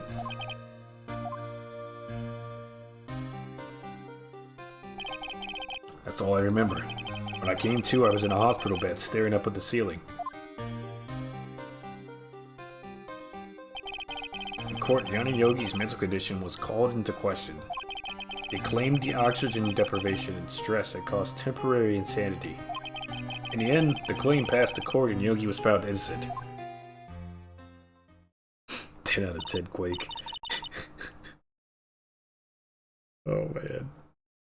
But isn't that strange? This letter tells him to get revenge on Edgeworth. Why would he want to take revenge on you? Right. Yeah? There's something that's been troubling me these last few days. Didn't know whether or not I should tell you. Mean a nightmare? It's a nightmare I've had. A memory of a crime I committed. A crime you committed? A memory of a murder. I think the time has come to tell all. For the last 15 years, I've had the same dream almost every night. Jesus!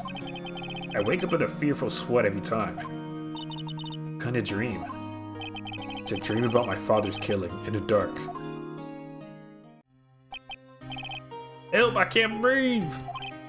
Quiet, I said quiet, you're not making this any easier. I want to get out, help, get us out!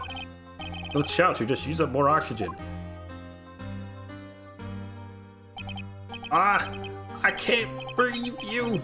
You're using up my air! What? Stop breathing my air! I'll stop you! What? What are you? Stop breathing my air! Oh, Father. He's attacking Father. Then I see the pistol lying by my feet. I don't know if it was evidence from that day in court to the bailiffs. In a daze, I pick up the pistol. Get away! Get away from my father! Bang! Wah!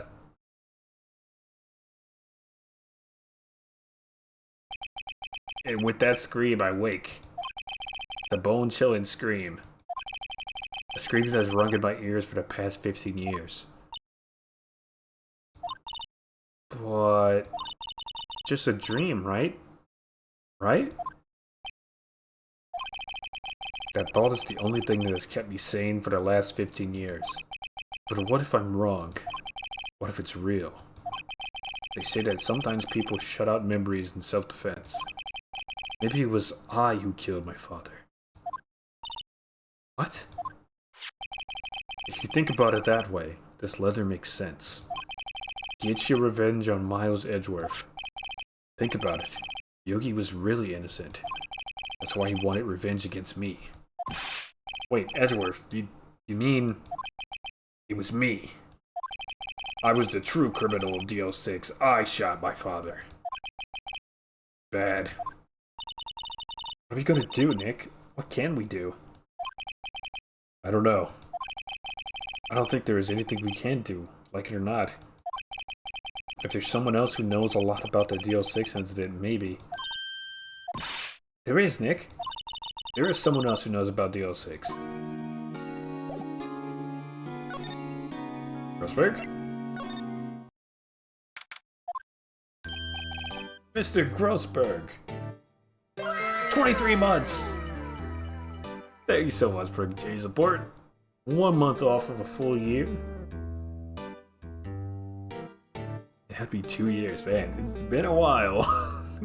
Thank you so much. Mr. Grossberg. Hello there, what's wrong? You look troubled. No kidding, I can't believe you're not. My. Just calm down and tell me what's happened, hmm?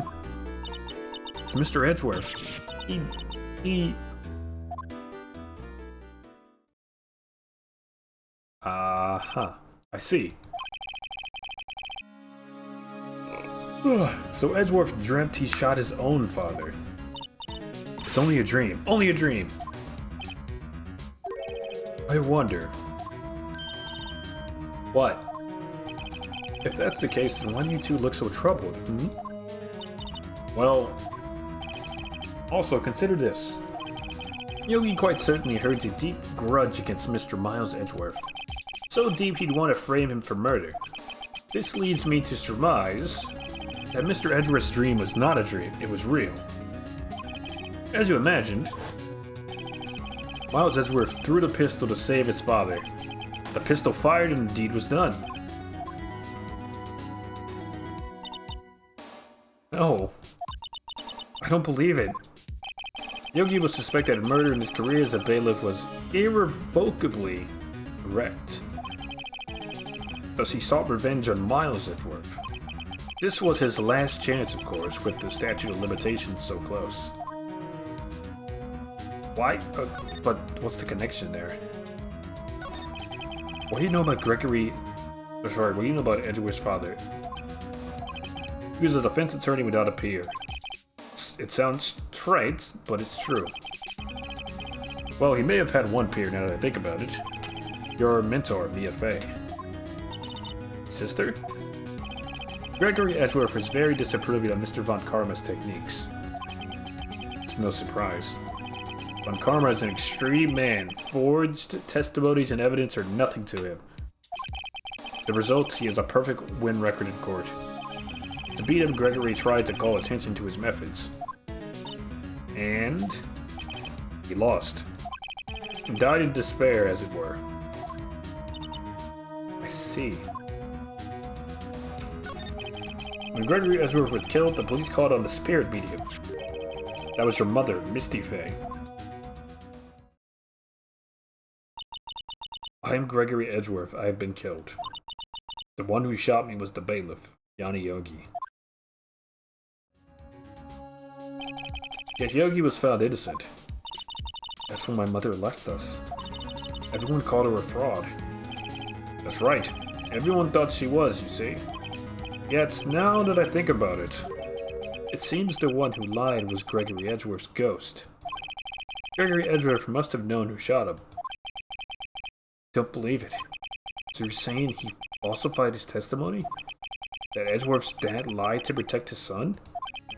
It's only a possibility, mind you. But a possibility nonetheless.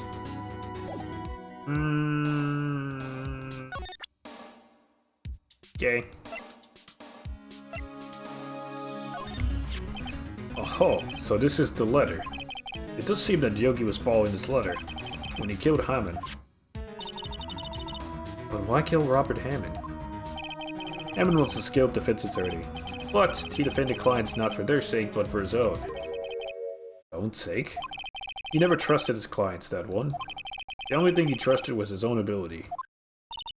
But he got his client found innocent, so why should it matter? Actually, my dear, it's quite different. He won an innocent verdict for no one but himself. Yogi was a free man, but socially he was ruined. Huh? You'll understand soon. Wait. What is it? This letter. I've seen this handwriting somewhere before, a long time ago. Whose handwriting was this? Do you have any idea who wrote this?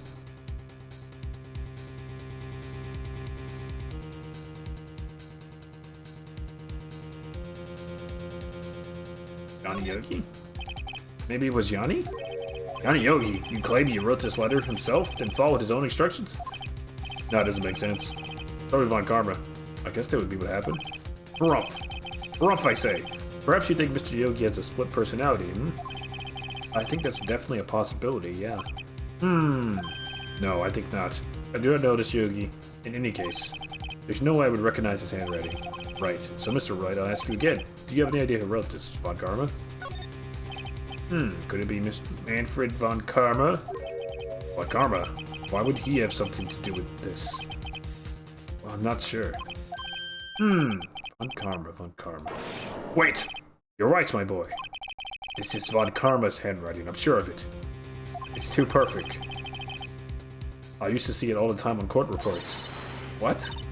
But that means the one who told Mr. Yogi to kill was... Correct, Manfred Von Karma himself. What does this mean, then? Why would Von Karma want to frame Edgeworth? Because he's a hater. If it truly was Von Karma who wrote this letter, then he would know the truth.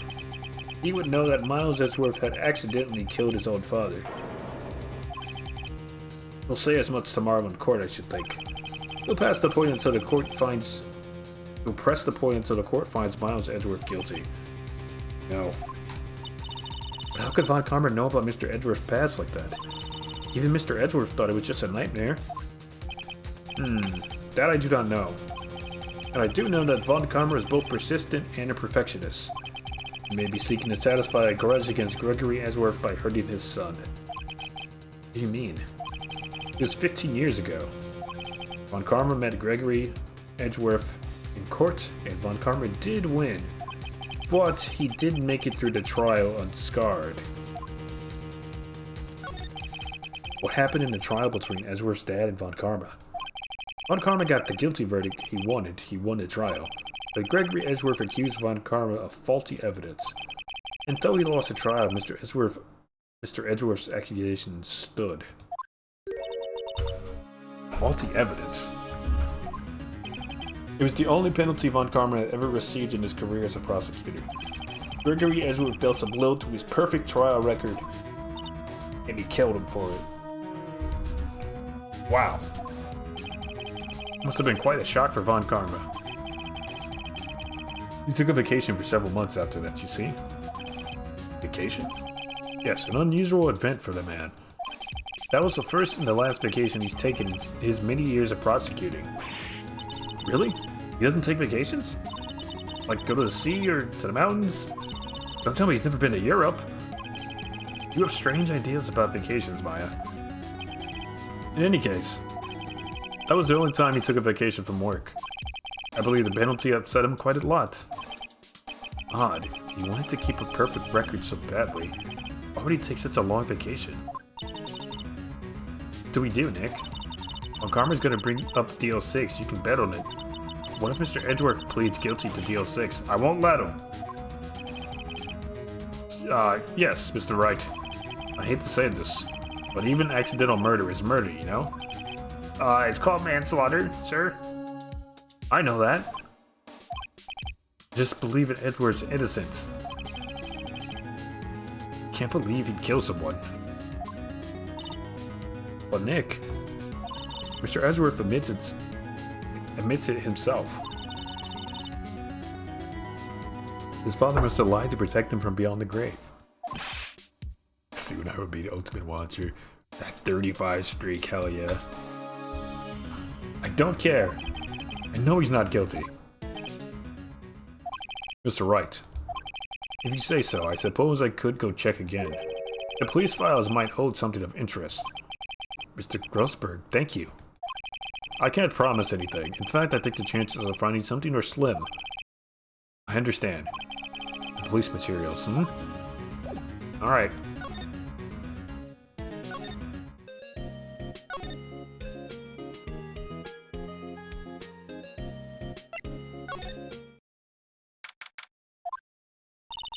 There's hardly anyone here.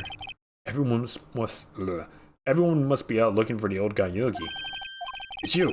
I don't think Gumshoe will be coming back today. He's staying out late looking for someone. Sounds like Detective Gumshoe is pounding the pavement for real. We were wondering if we could check out the records room again.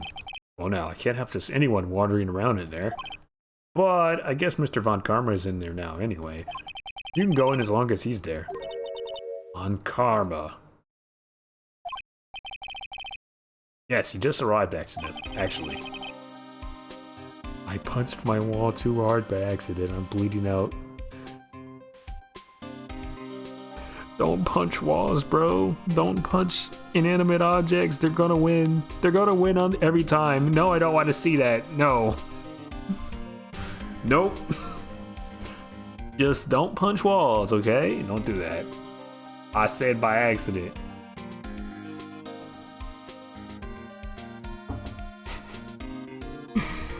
I was playing the VR, oh my god. Swinging the sword. Damn, bro. The wall claims another victim.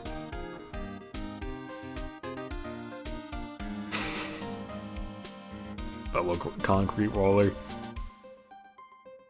I sent it. No. Nope.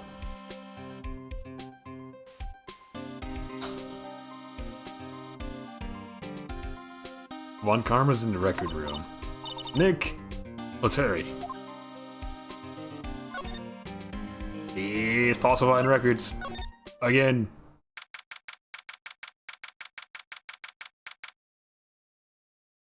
December 27th, Police Department Records Room. Dusty as always. Are you talking about Von Karma or the Records Room? We were only here just yesterday. I'm sure they just haven't had time to clean. What's wrong, Nick? Nothing. I'm just noticing that he isn't here. Von Karma.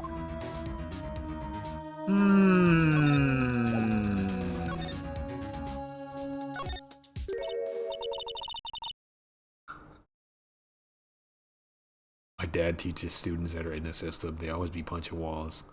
My dad says they would not. That wouldn't work in Jamaica. They have concrete walls. Yeah. Yeah.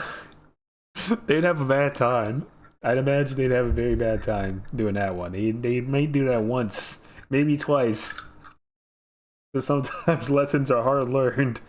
But I suspect they would learn very quickly. You're not winning that one, bro.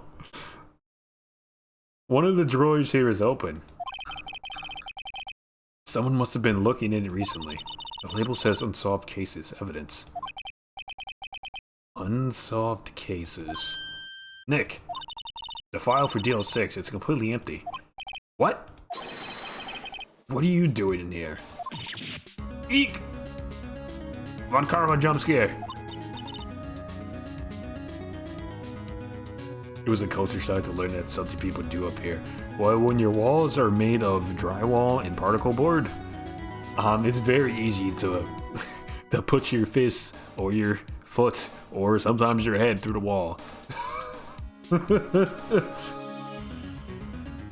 They don't make houses like they used to, am I right?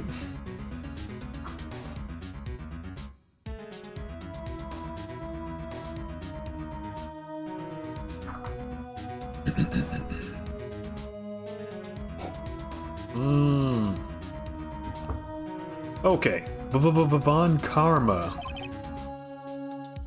You. How do you know my name? How do we know your name? You were in court. Huh? Have we met? What are you saying? We see each other every day, don't we?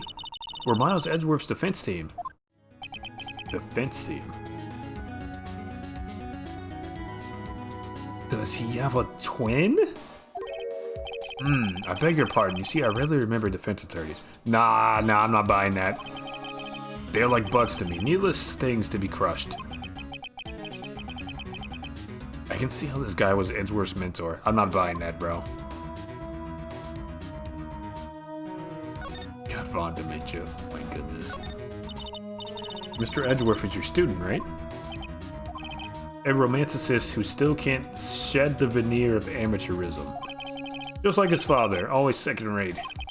Mr. Von Karma. You had an axe to grind with Mr. Gregory Edgeworth, didn't you?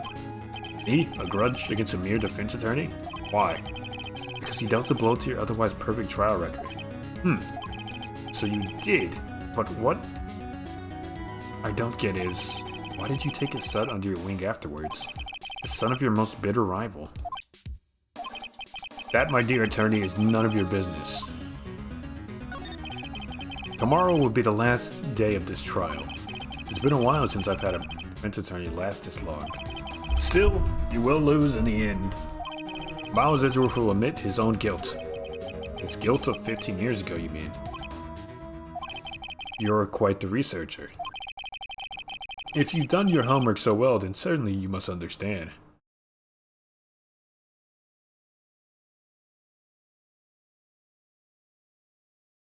I would go clean it up, bro. Go clean it up. Get some bandages on it and maybe some ice to help with the swelling. Yeah.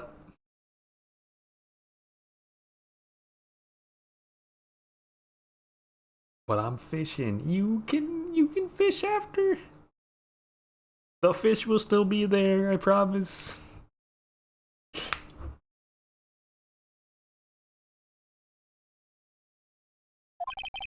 You know what Miles Edgeworth would tell the court tomorrow? You're right. So Von Karma is going to bring up DL6 in court tomorrow.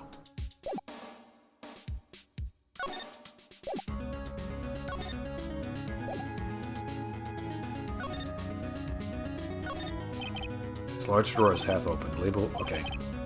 All the stuff in here looks like random junk. Only evidence for DL6 incident. The DL6 incident is missing. I can guess who took it. Von Karma. Okay, what else in here? Cabinet is where to keep evidence for current cases. Some of the things are obvious murder weapons, others are question marks. Most of it just looks like random junk. Nick, what do you think this clothespin is for? Don't touch that, it's evidence.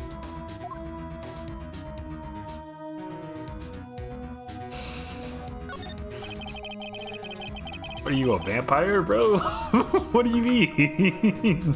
What do you mean by that exactly? There are shelves stuffed with case files in the back of the room too. Forgotten cases rotting away for eternity. Nick, let's get what we need and get out of here. All this dust is getting to me. Here are the files to collect the case reports. There's quite a large volume of reports here. Wow, these are all case reports? Yeah, it's like a graveyard of police cases. I guess my sister's case report is in here too. Quietly gathering dust. Ooh, wait. Looks like there are files inside this glass case. The case is so dusty I can't see what's inside. Nick, it's locked. They must keep important case files in here. Oh boy. Okay. You see this? My badge. Fool! You think I, a prosecutor, would give you a defense attorney information? Bah! Reap. Fool! Bird. Fool! Oh my god. Okay.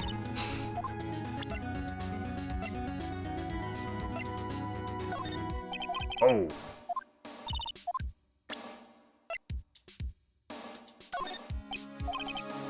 Alright, he's not gonna help us. He's not gonna help us.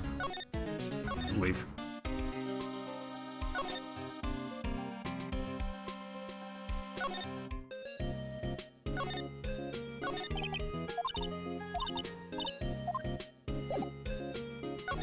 Okay, thank you. Thank you, Maya.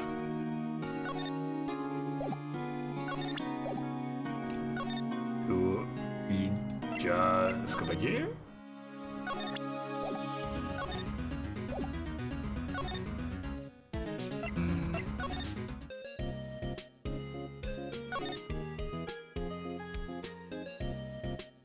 I mean, that's probably good for disaffecting it. It's definitely gonna burn and hurt though, but better than nothing.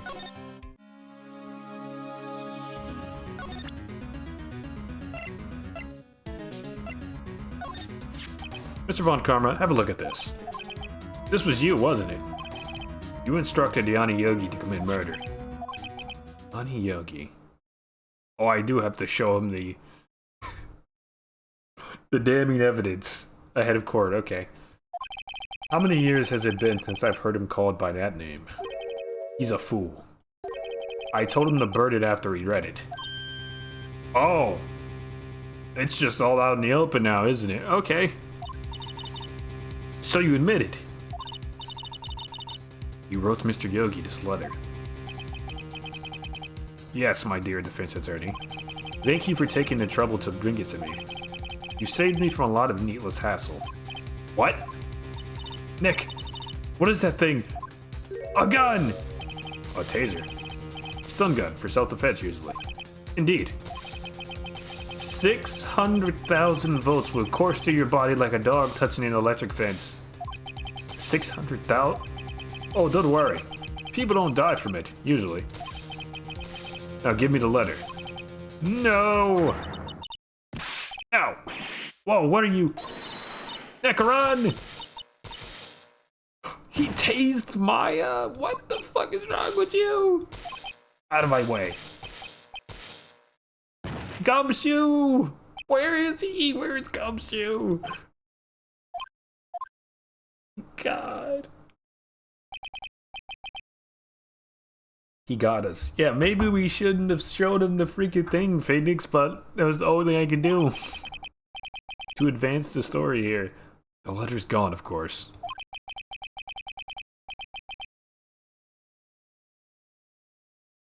Took the DO6 evidence, all of it. Back to having no clues. Wait, Maya jumped first. Maya! She okay? Maya? Maya! Maya, open your eyes. This Phoenix not back up his files. Probably not. Probably not. Rookie mistake, truly. Maya. The letter. Did he take it? Huh? Oh, yeah. Are you okay? I couldn't stop him. I jumped as fast as I could, but one shot from that thing knocked me out cold. I'm useless. I'm good as a lawyer or a medium. I can't even call my sister. Not even now when we need her the most. I wish I hadn't woken up at all. Damn. It's gonna be okay, Maya. It's under control. There has to be some way I can help her. I'd better do something about her self-confidence first. Maya. She's holding on to something. What's that? A bullet? DO6 incident evidence number 7 taken from the heart of Gregory Edgeworth. Oh, interesting. Very interesting. I remember. Von Karma was holding this when Maya jumped him. Still bears clear ballistic markings. Okay. I'll prove it to you, Maya. You're most definitely not useless. I'll prove it to you in court tomorrow. To be continued. Right now.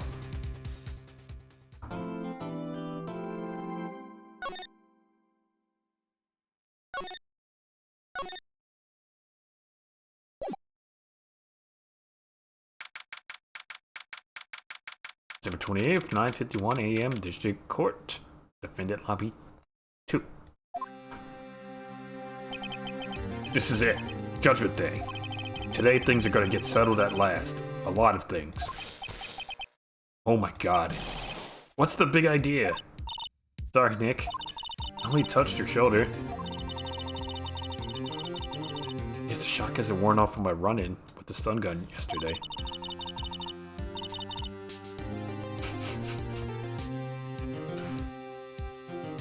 You're cold? Oh no. Listen.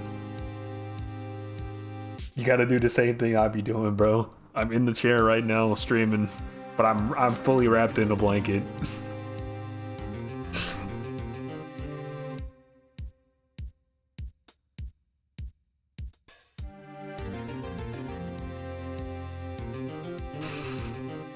I don't want to see your wound, bro. I'm sorry. Sorry to disappoint, not interested. I wrap up like an anime character. No, I'm wrapped up like a burrito.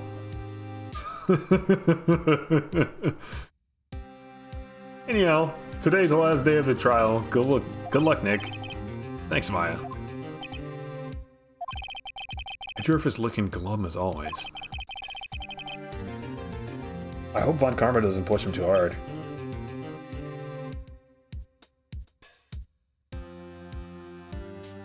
Oh, you were talking about the hand room. Oh, like the freaking bare knuckle wraps or the boxing wraps? I feel it was a little excessive. Whoa! What are you doing? Sorry. I just thought I'd cheer you up with a pat on the back. Maya, maybe you should go outside and discharge? Wait, does she have electric powers?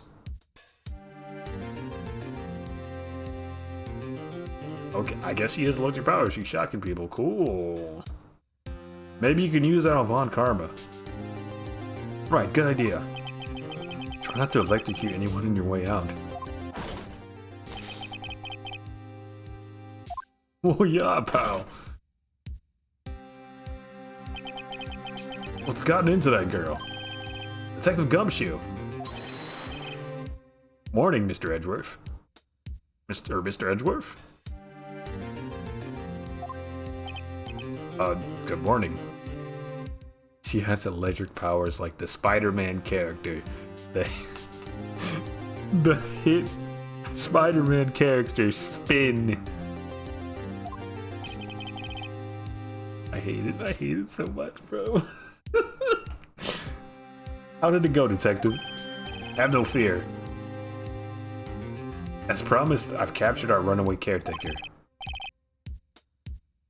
I just brought him in. Took all night, pal. Thanks, Detective Gumshoe. You must be tired. Worst hero name 2026. It's pretty freaking bad. Pretty freaking bad. They didn't even try for real. Actually, after that shock I got on the way in, I feel pretty good. Oh, he says he's forgotten his own name. But that has to be a lie. Why would he want revenge on Edgeworths if he couldn't remember his past? He does remember, and I'm gonna prove it. September 28th, 10 a.m. District Court. Courtroom 3. Let's do it. Court is now in session for the trial of Miles Edgeworth. The defense is ready, Your Honor. The prosecution is ready. Right, very well. We have reached the final day of our proceedings in this trial. I ask that the prosecution submit decisive evidence. Understood.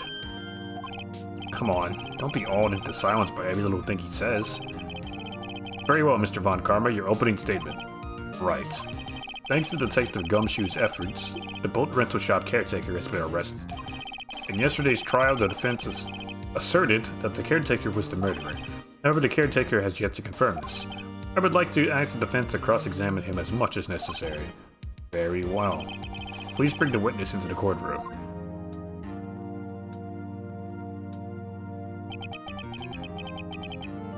Karma needs a stress ball. No kidding. Ladies and gentlemen of the court, I believe you all remember our witness. He lives in a boat rental shop on the lake from where he witnessed the incident. In addition, he has currently lost memory of his name and identity. Witness, why did you run away yesterday? The witness was not running away, as he would now testify. I see. What? Judge.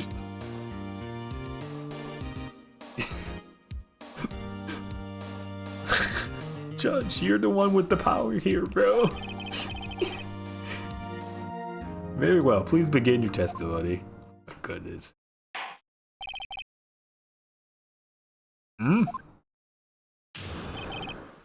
Why I left court? I'm really sorry about just leaving yesterday like I did, but I wasn't running away or nothing. I went to buy some food for Polly, see? I figured I got nothing to do with this incident anyhow. I mean, I need one of those motive things, right? But I don't got one. So my testimony yesterday stands as is. Very well. Let's begin the cross-examination, shall we? He has to know his name. Yanni Yogi. You're Yanni Yogi, and I'm gonna prove it.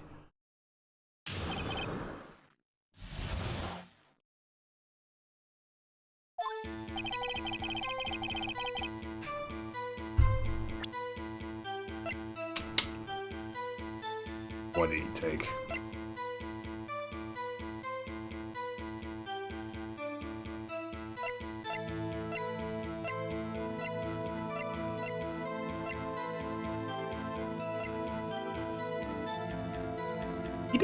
He literally just took one piece of evidence. I thought he said he took everything. He just took the note. That was, I mean, it's pretty damning, but still. No, I don't want to see that. I'm sorry.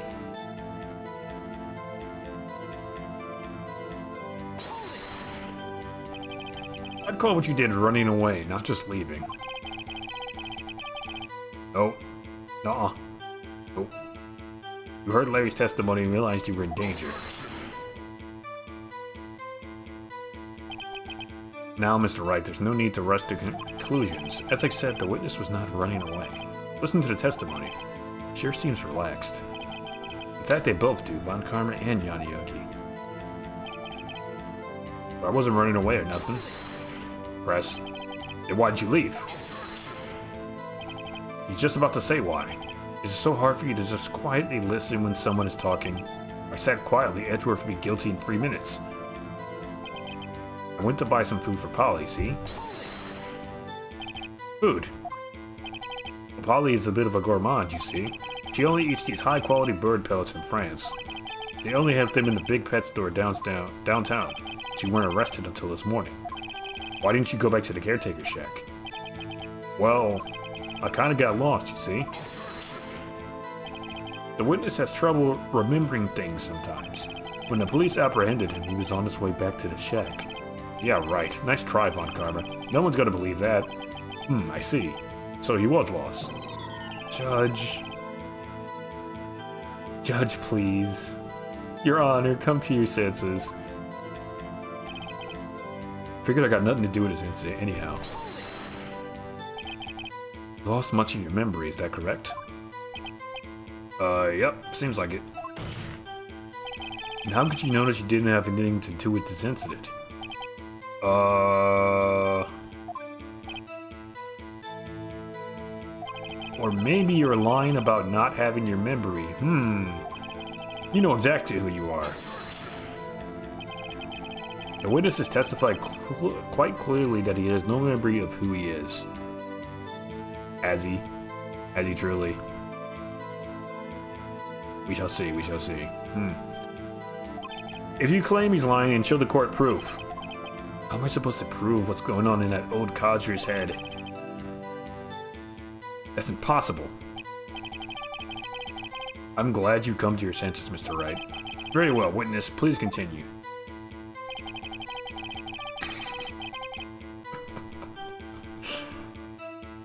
I mean, I need one of those motive things, right? I don't got one. How can you say you had no motive? I say you do. You had a grudge against Edgeworths and the victim, Robert Hammond. That's why you took revenge on him, right? Please don't make me repeat myself, Mr. Wright. This witness has no memory of anything beyond several years ago. He can't hold a grudge. It's impossible. I have to prove he's lied about his memory.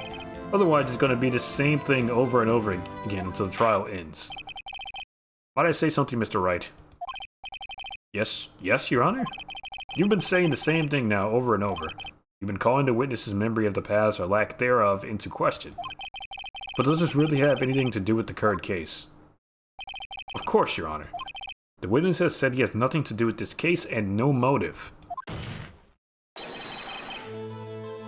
Both of these statements are lies. There are plenty of dementia cases out there where the patient becomes violent. Oh yeah, absolutely. Absolutely. Order, order. Mr. Wright, there is a serious problem with your claim. Or are you saying? You're saying you know who this witness is? Of course, Your Honor. Oh, now this is interesting.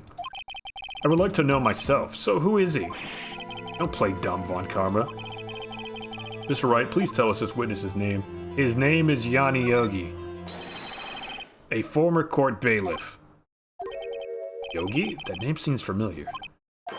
Oh! Yanni Yogi, from the DO6 incident. I figure the judge would have heard of it. It was such a famous case. But what does this mean? Your Honor, if this man is Mr. Yogi, then he has a clear motive. Tisk. Jumping to conclusions again, Mr. Wright. This witness is Yanni Yogi. Fascinating. However, how do you propose to prove this to the court? This is a court of law. As you may recall, you need proof. And allow me to repeat once more that the witness has lost his memory. This is it. But you know who hasn't lost their memory? The bird. We're gonna put the bird in the stand. I have to do this now. If I can't prove he's Yogi right here, right now, then I've got nowhere else to go. Nick, how are you gonna prove it? How can you prove that he's Yanni Yogi? It's okay. It's actually quite simple. Your Honor, I would like to call Polly to the stand. Or fingerprints, that works too. Please take this man's fingerprints. Then we'll compare them to the fingerprints on file for Yanni Yogi 15 years ago. I see, that makes sense. Tisk. Huh? Bird down.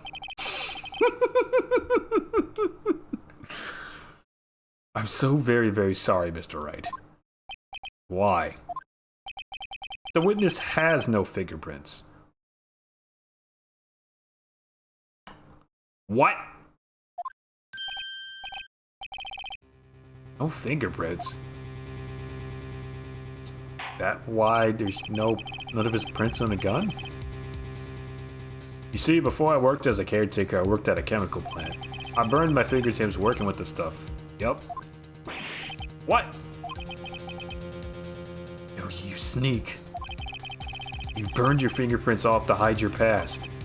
Well, if the witness has no fingerprints, I guess we will not be able to prove his identity. Take his feet prints. That's crazy. I guess there's no DNA. Or I guess, there might have been like rudimentary DNA stuff at the time that this game is set. They can check his dental records. I don't think that would be on file though at the police, so I guess that would be a moot point. Tisk. Well, what will you do, Mr. Wright?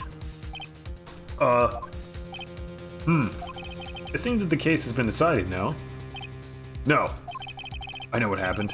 I know everything. I just can't prove it. But no, I can't let it end like this. I can't lose. There has to be another way. There is no one who can testify as to who this witness is. No one. Nick, what are we gonna do? I didn't even consider that he might have erased his fingerprints. What do I do? Tisk. Well, Mr. Wright?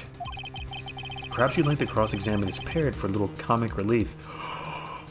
Oh, Karma. Very funny. You're a sore winner, Von Karma. Wait a second. That's Phoenix. The parrot Phoenix. What is it, Nick? No. You're not gonna... Your Honor? Put the bird on the stand. The defense would like to take Mr. Von Karma up on his proposal. Bird up. Bird the hell up right now. Take Mr. Von Karma up?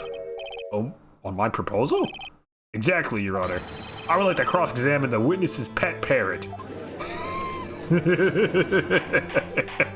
my God. Order. What do you think, Mr. Von Karma? Need to even ask? This is a farce. I object. I object to your objecting. Wait a second. You were the one who suggested I cross-examine the parrot, Von Karma. I have a right to do as you suggested. If you're so desperate, then please be my guest. Of course, should you go through with this, and nothing comes of it, then I hope you're ready for the consequences. Nick, this is crazy. Hi, crazy, I'm Nick. Yes, I'm doing it. Let the parrot take the stand. I am the law. Oh my God. I will cross-examine her, Your Honor. This is the most ridiculous thing I've ever heard. Von Karma's rigged every person's testimony, every piece of evidence, except the parrot. She's my last chance. At least, I think so. That's right, Von Karma. You're about to lose to a parrot. Bailiff, bring in the parrot. Yes! That's quite a bird. Please tell us your name. Name! The witness is ignoring me. It must hurt to be ignored by a bird. Very well, witness. Who is your owner? Please testify for us.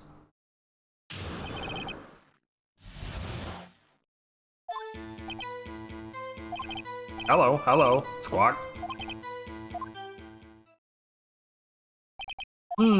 Certainly the most concise testimony we've had so far. Very well, begin your cross-examination. Right. What are you gonna do, Nick? I don't know. What do we do, Maya?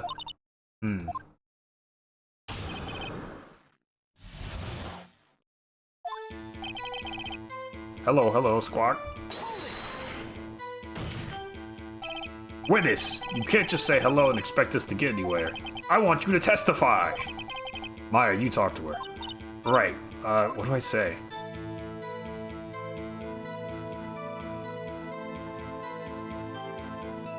Have we forgotten something? As I recall, 2 days ago. Polly, have you forgotten something? Squawk? Don't forget DL6. Squawk? If I can get Polly to say that here, that would prove that the caretaker had something to do with DL6. Polly, have you forgotten something? Hello. Squawk? They brain-wiped the bird! That's not what you're supposed to say. Polly, lock it! She needs to lock it, dude. Forgot. Say something we forgot. Hello, Squawk. Uh-oh, it's not working, Nick. She won't say it. This is ridiculous. Why won't she say it? Tisk. Something the matter, Mr. Wright? Wait. It's a different bird. Don't tell me Von Karma expected this. He couldn't have retrained the parrot, could he? Did he train her not to respond when we asked if we had forgotten anything?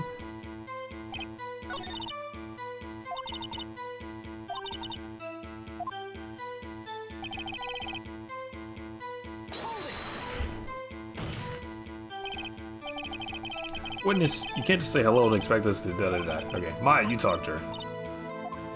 What's the safe number? The safe? Why? Well, let's just try to get her to say anything, okay? Polly, what was the number to the safe in the shack? 1228. My, what a reckless parrot. Well, Mr. Wright, you aren't claiming that the number has something to do with the caretaker. Actually, it does. That's why I had her say it. Ridiculous. How could a number to a safe tell us who the caretaker is? It's not a number, it's a date. It's December 28th. Show us your proof. What could possibly link this number to the caretaker?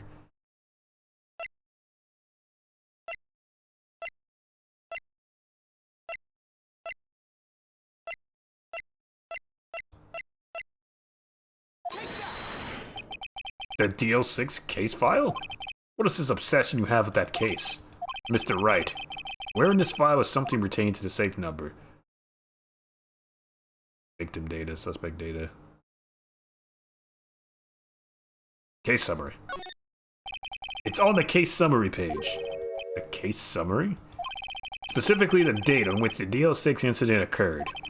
The date of the incident, December 28th? Why, that's today's date, 15 years ago. And the number on that safe is 1228. Ah. He used the date of the DL6 incident as a number for his safe, Your Honor. That's how important that date was to him. I see, it certainly is an interesting coincidence. People often do set their secret numbers to dates. This is not tangible proof. I set my ATM card's number to 0001. Because I'm number 1. Well, thanks for telling us, Karma. This has nothing to do with a date, nothing. Indeed. Alone is a little weak for evidence in a murder trial. We would need some other collaborating evidence. Where am I going to find that? Nick, we're getting closer. One more, if we can just get one more piece of evidence. Right. But what? Very well, witness. You may continue.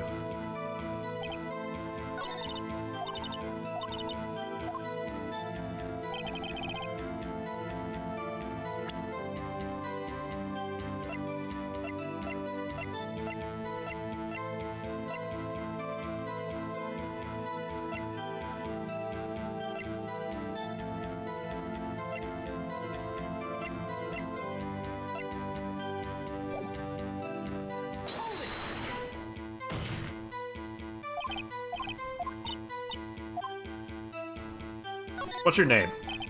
Maybe I should get her to say her name? Polly, what's your name? Polly. Bark. Mr. Wright, I think we established that the parrot is named Polly. Does this have anything to do with the owner's identity? Yes, that's his wife, right? Yes. Yes, it does. Wasn't there like a Polly Jenkins that was mentioned in the file? Or one of the pieces of evidence we have? I think it might be in the summary, the case file, actually. Oh, we're gonna figure it out. Fascinating. You claim that the parrot's name will prove our owner's identity. Yes.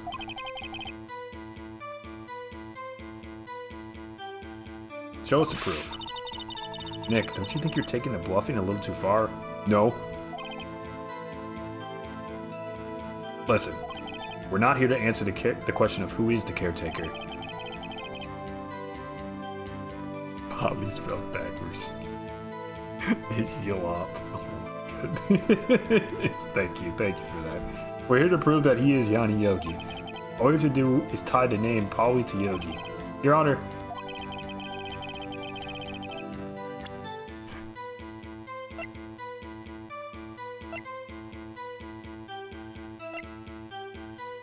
So let me check this really quickly.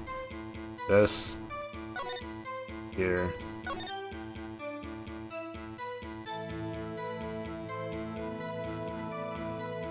Ah, yep, there it is. Okay, yeah, it's in suspect data.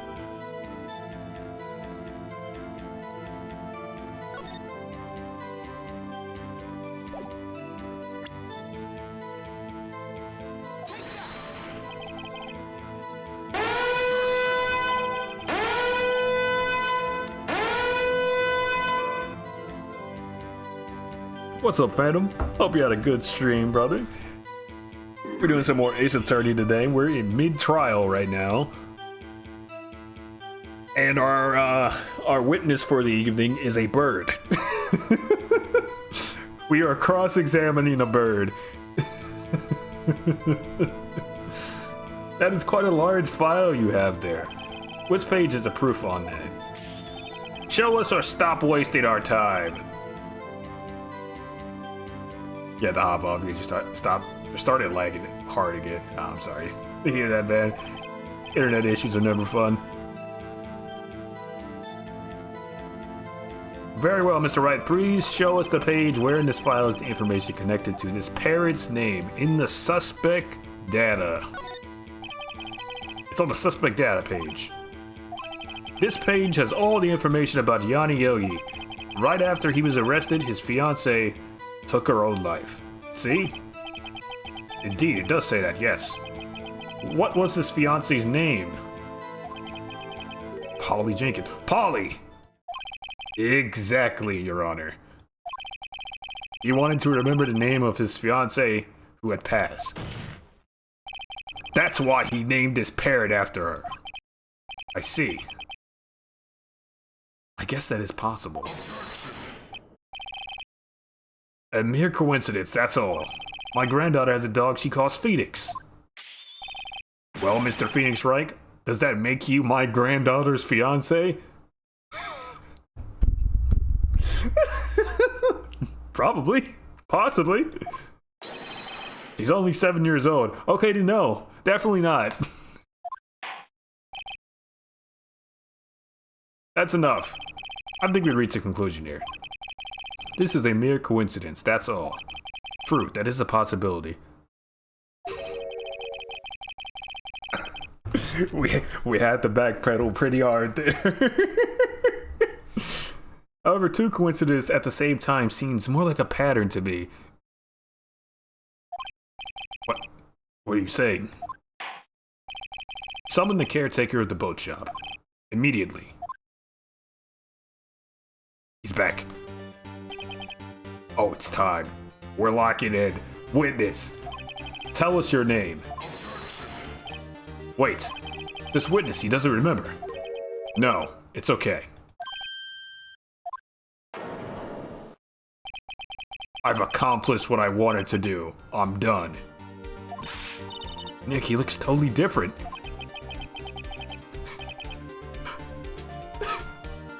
The sleepy old man disguise is coming off. This is the real Yogi. He's been acting feeble to hide his true identity. Acting for 15 years. Whoa. Let me ask you again.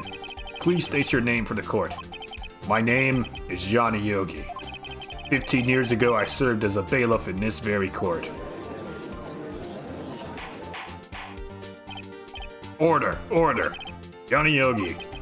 So was it you who killed Robert Hammond and tried to frame Miles Edgeworth for his death? Yes, it was me. I did it. They put me on the witness stand 15 years ago. Robert Hammond, he said I was mentally unsound. He told me it would make me innocent, keep me off the hook. So, I pretended to have brain damage.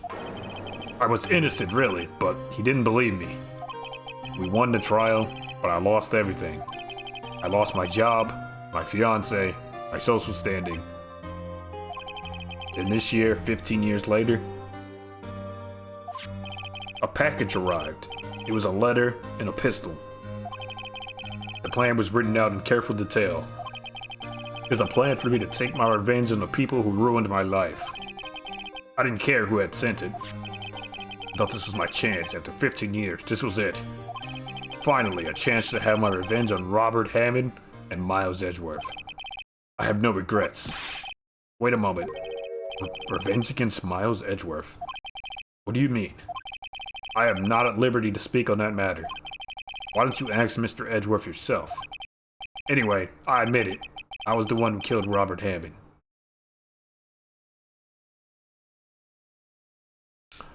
Well, there we go. Von Karma, where's Mr. Yogi? Under arrest, Your Honor.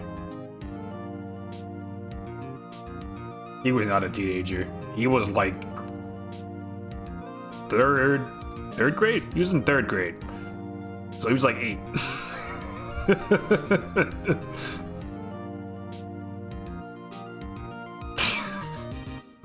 Under arrest. I saw no room for error in his confessions. Then the offended Miles Edgeworth is innocent, in this case at least. Very well. Will the defendant please take the stand? Love that penta. Love that penta streak, it's beautiful. There are a few mysteries left unsolved. Still, you are cleared of suspicion for this particular case. So I would like to pass judgment on the murder of Mr. Robert Hammond. Any objections?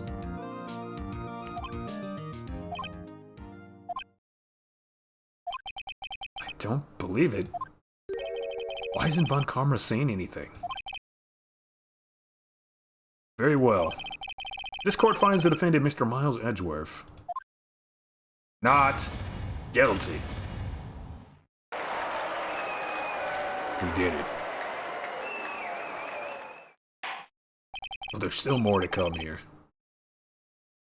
The Power Pals in Terraria are paid to get. Really? Oh man, I downloaded it. I downloaded Terraria today. But I haven't played it. I'll probably check it out this weekend. Edgeworth, and I'll do it again. Yeah, Power World it has a crossover with Terraria, and the latest Terraria update. So, I mean, in addition to that, there's been a lot of content added as well. It's pretty fun. Pretty cool. That is all court adjourned. Objection! You object to the court adjourning? What? Did someone just say objection? It wasn't Von Karma. Wait, but does that mean? No. Miles! Edgeworth, what are you doing? Your Honor, I object to your judgment. What do you mean? I'm not innocent at all. As we have heard, Yanni Yoki killed Robert Hammond in revenge. He's crashing out. He's trying to escape his life's responsibilities by going to jail. This is Japanese jail, bro. That shit is hardcore. Get a load of this! But revenge for what? Nick, Edgeworth is trying to confess. He's gonna say he's guilty. He's gonna tell them he was the murderer in the DL6 incident. He's gonna tell them he killed his own dad. What do I do? We object. Nope, we object. Edgeworth, shut your mouth, boy. The judgment has already been passed. I object to Edgeworth's outburst. Did something like this happen yesterday too? Why are we objecting so much? Stop it! Please! I believe a certain witness raised an objection after a guilty verdict was passed. That would be Larry. We must hear this new statement. No. We must hear Miles Edgeworth. He's right. We have a duty to hear Mr. Edgeworth out. Shit. For 15 years, I've had a reoccurring dream. A nightmare. It's only a nightmare, and that's what I told myself. But now I know it wasn't a dream. Yanni Yogi wasn't the killer. You mean in the incident where your father died? From the distance of the shot, he didn't do it himself. Everything was as clear as day. The murderer, the criminal in the DL6 incident, it was me. Your Honor, I confess my guilt. I am guilty for DL6, the statute of limitations, of which ends today. The culprit is me. Oh my God, Edgeworth, what are we doing? What are we doing, man? Order. This is certainly unexpected. The defendant declared innocent is confessing to a different crime. A crime for which the statute of limitations runs out today. I'm not really sure how I should deal with this. It's obvious. We hold a trial right here, right now. We tried this man for a crime of 15 years ago. I think I would like to take a 5-minute recess. Me too, man. Yeah, let's sleep on it, Judge. In the morning, we can wake up and, oh, look at that, the statute of limitations has expired. That's crazy. Crazy how that happened. During this time, I've considered a appropriate course of action to take. Okay, alright. Court adjourned. Good.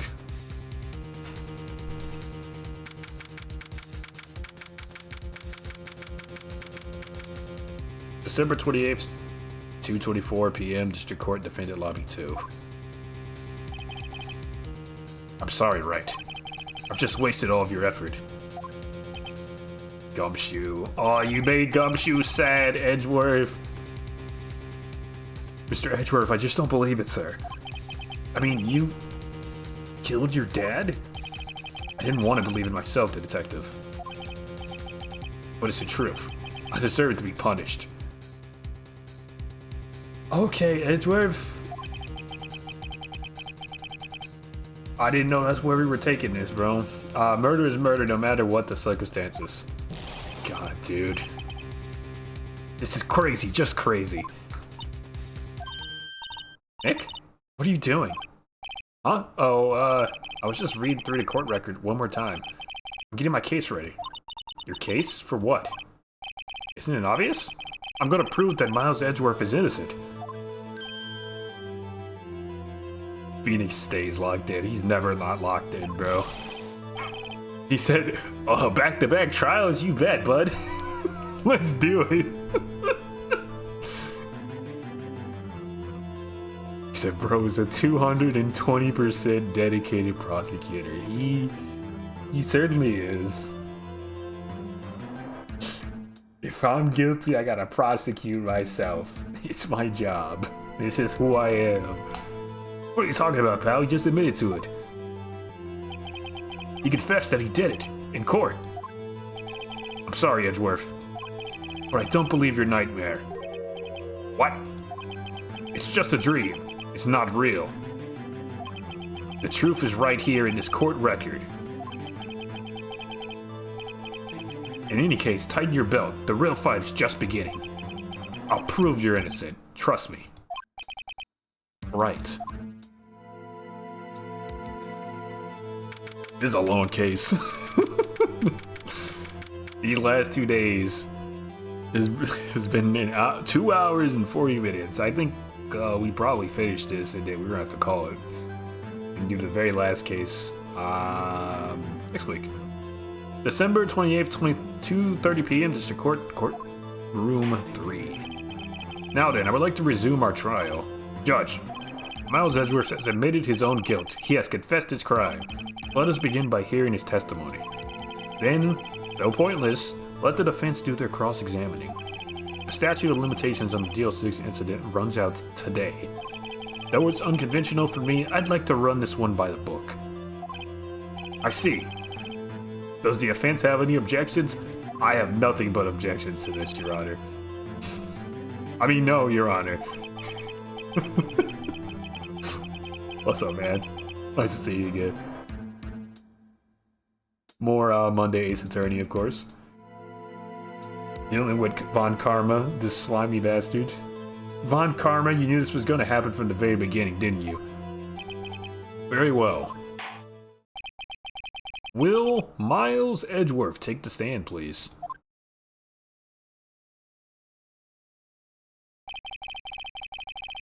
We went to Tampa today. Hell yeah, man. I hope you had a good time. Tampa's beautiful. Will the witness state his name and profession? Miles Edgeworth, I'm a prosecuting attorney. Mr. Edgeworth, 15 years ago, today, you mistakenly killed your father, Gregory Edgeworth. Is this correct? It is correct. Then testify about this matter to the court. When Edgeworth was telling me about his dream yesterday, I noticed something. One detail didn't quite fit. That will be the key, but only if I can get it to work. Please, please. Alright, Edgeworth, let's see what you got. That day I had gone to the courtroom to observe one of my father's trials. As we went to leave, an elevator struck the building.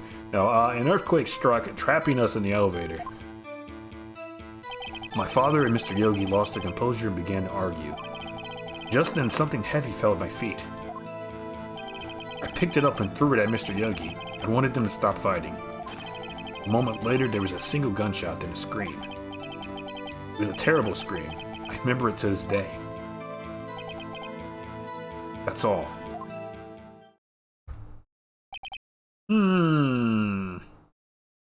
Hope. And until now, you thought this memory was a dream. Punished Edgeworth. We were stuck in that elevator for 5 hours. The oxygen in the elevator ran out and I lost my memory of the events. The same claim Mr. Yogi has made. Very well.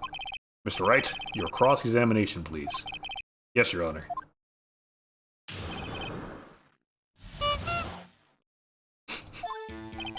That's exactly what this courtroom is. A freaking circus, man. Real quick, we're gonna look at our stuff. He's given an account of the incident on the day, so that leads me to believe we probably look at this stuff. This is the bullet that was in his heart. Still bears clear ballistic markings. That's good. Just a photo. Case file. 2001. Elevator, district courthouse, elevator. Sorry, error in the elevator was oxygen depleted. Type of incident. No clues on the scene. No clues on the scene. I mean, the gun was there, though. That's odd. Defense attorney trapped in an elevator returning from a lost trial with his son. Was Edgeworth, age 9. One bullet found in the heart. The murder weapon was fired twice. Okay, this is another gun was shot twice situation. Trapped in the elevator with the Edgeworth's memory lost due to oxygen deprivation. After his arrest, fiance died. Yeah. So I think that plays into this thing we saw a while ago. Which is, I think he was clearly shot and there's a bullet hole here. Where'd that come from? Also, he said a gun fell at his feet. Well, I guess that was his dream?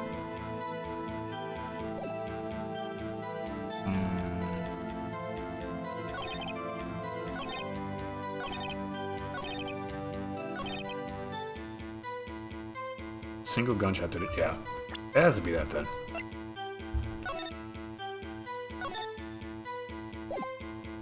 Yep. I object. I object to your dream, Miles. Are you sure you only heard one gunshot? Yes, I'm sure of that. I heard the shot and the scream. Then everything faded. I was unconscious until the rescuers came. I see. No, Your Honor. Unfortunately, you don't. Look at this file one more time. This plainly contradicts the witness's testimony. You do enjoy tracking out that file, don't you? It's literally the only piece of evidence I have because you took my evidence when you tased me, you rat. I don't accept this evidence unless you can tell us what page it's on. Which page contradicts Miles Edgeworth's testimony? The victim data. Right? It's the second page. Victim data. It says it quite plainly. The murder weapon was fired twice. There it is. There we go.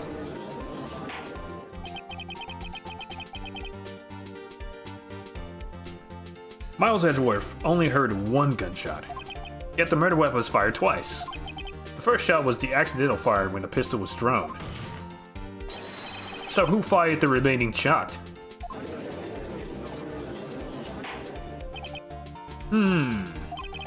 Was there perhaps another shooter who fired that second shot?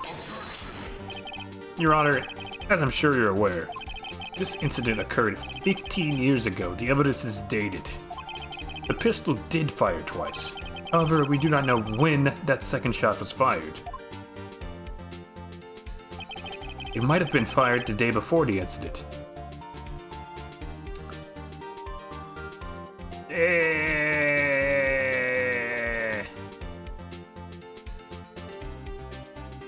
That seems like really weak evidence. That seems like extremely weak evidence. There's no proof the second shot had anything to do with this incident. If the gun was fired the day before and you're carrying it around, I assume the gunpowder residue is probably gonna move around, and it might even leak out the barrel. Or if you clean the gun, it should be non-existent or near non-existent.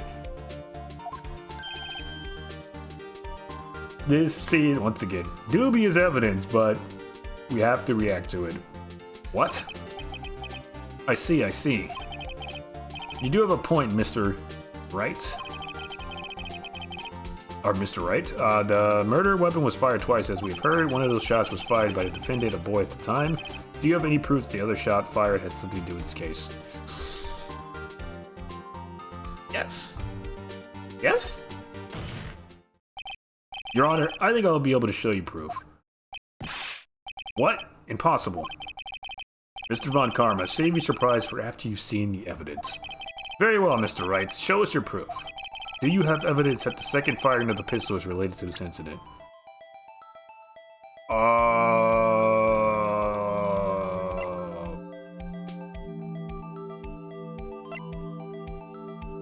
The bullet itself? Or this?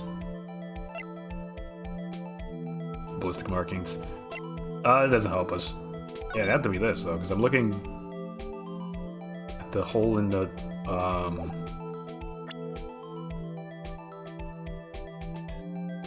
hole in the door there.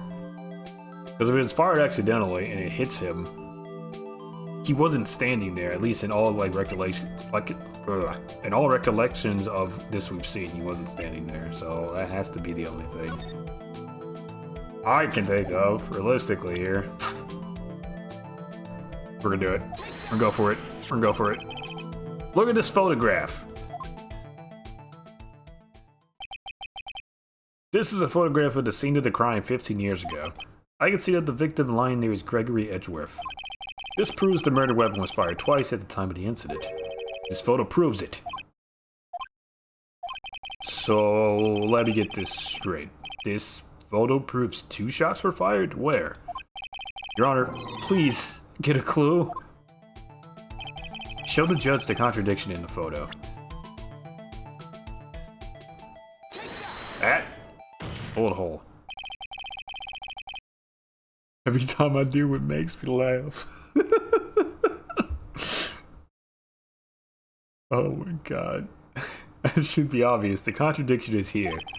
I see a bullet hole in the door. Your Honor, Gregory Edgeworth was killed by a shot from the pistol. Yeah, wait. This makes even more sense now. Because if he was standing in front of the door, he should be slumped against the door, not against this wall. So yeah, 2 shots. Makes sense. It's all coming together. There was also a bullet hole Yet there is also a bullet hole in the elevator door. We also know that the murder weapon was fired twice. Thus, someone other than Edgeworth fired that second shot. Order, order. Mr. Wright, what are you driving at? It's simple, Your Honor. At the time of the incident, 2 shots were fired. One went into Gregory Edgeworth's heart, and that's where we got the bullet. That's where we got this bullet from. And the other one hit the elevator door. Remember that the defendant lost consciousness after the shot he fired rang out. In conclusion, we must agree that the second shot was fired by somebody else. Mr. Wright, but who could that someone else be? The murderer, of course. I knew I should have stepped in before your wild fantasies got out of hand. Mr. Wright, look once more at the DL6 incident case file closely. Try the case summary page. The case summary. It's on page 1. Look what is written there. Not a single clue was found on the scene. If the pistol had indeed been fired 2 times, then the other bullet would have been discovered on the scene. Not if it hit that door! If it went through that window, it could be anywhere in the building, bro. Plus, there was an earthquake. Or if they were stuck in between floors in the elevator, that shit's in the elevator shaft somewhere. And who's going to be looking for that? There's a body in the elevator. And like 2 passed out people. He does have a point. The second bullet has never been found. Why? Because the second bullet does not exist. The bullet that claimed Gregory Edgeworth's life was the one fired by his own son. That is the truth of this matter, the whole truth. It was undoubtedly something else that made that bullet hole in the door.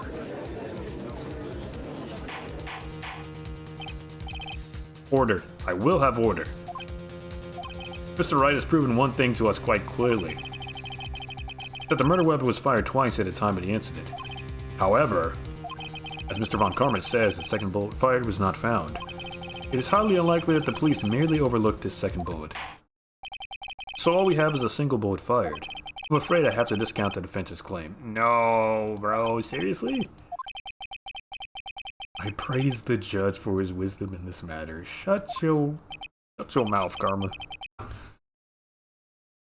did this happen? I don't believe that a second bullet didn't exist. Was I wrong? Have I been wrong about this whole incident? What are you doing, Nick? What am I doing? Why aren't you raising an objection? I'm sorry, Maya. What? It looks like I was wrong. Nick? If the second bullet wasn't there, then all my conjectures are for nothing. No, but you said you'd do it. Nick, you said you'd get Edgeworth declared innocent. I'm sorry. It's just when I saw the photograph, I thought 2 shots had been fired. I was so certain of it, I thought I'd won. I thought there was another person, someone else who fired the killing shot. But now, I was wrong to think it could be that simple. This case has stood unsolved for 15 years. Nick, it seems that we have finally cleared up this incident. Only 1 bullet was found at the scene of the crime. The shot was fired by Miles Edgeworth. Precisely. I would like to ask one thing of Miles Edgeworth before passing my verdict. Have you been paying attention to the trial so far? Yes, Your Honor. Do you have objections? No, I do not. So you killed your father, though that was not your intention. Yes, I did. No, he's accepted the guilt. Very well. The statute of limitations on the murder of Gregory Edgeworth runs out today. Therefore, I must pronounce a verdict on the defendant today, right here. Right now. Indeed. Does anyone have any objections? I've been here before. It's just on my first day in court. There are so many things I know I should be saying. My mind's gone blank. I can't find the words. Mr. Wright? I have an objection. Your Honor, I object. Mr. Wright, on what grounds do you object? Oh, man. You better have something, Phoenix. Nick? I don't know, his case is perfect. Oh no. This is all circumstantial evidence. We can't rely on the memory of a child. Thank you for being the voice of reason this evening. Unfortunately, we are playing Ace Attorney. Unfortunately, it must exist. The second bullet. What? What did you just say? Nothing. The second bullet must exist. But where? Someone took it. Mia. It seems Whitey's not going to produce us any answers from Mr. Wright. Wait, Your Honor.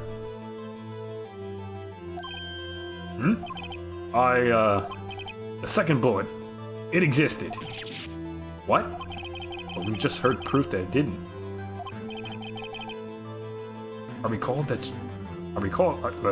I realized that, Your Honor. Jesus, I can read. Took me a second, we got it. I'm really grasping here. It's just someone took it from the scene of the crime. That's what happened. But who? The murderer. The murderer? Then tell us, just who was this murderer? I'm still thinking about that one. Or she can't recall the memory of a child's life. This entire case has been absolutely insane. So the criminal took the second bullet, but why? Huh? First of all, how would they have found it? It's not easy to find a stray bullet, Mr. Wright. Was there some pressing need for the murderer to search for that bullet?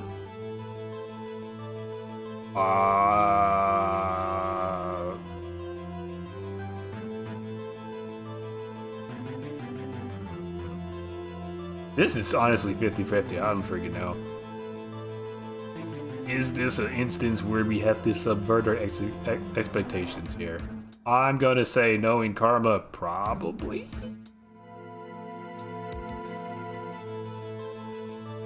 Probably? I don't know. I'm gonna go this, and if it's wrong, we just pick the other one. Why would the murderer have spent the time to look for that stray bullet? I haven't got a clue. What's wrong, Mr. Wright?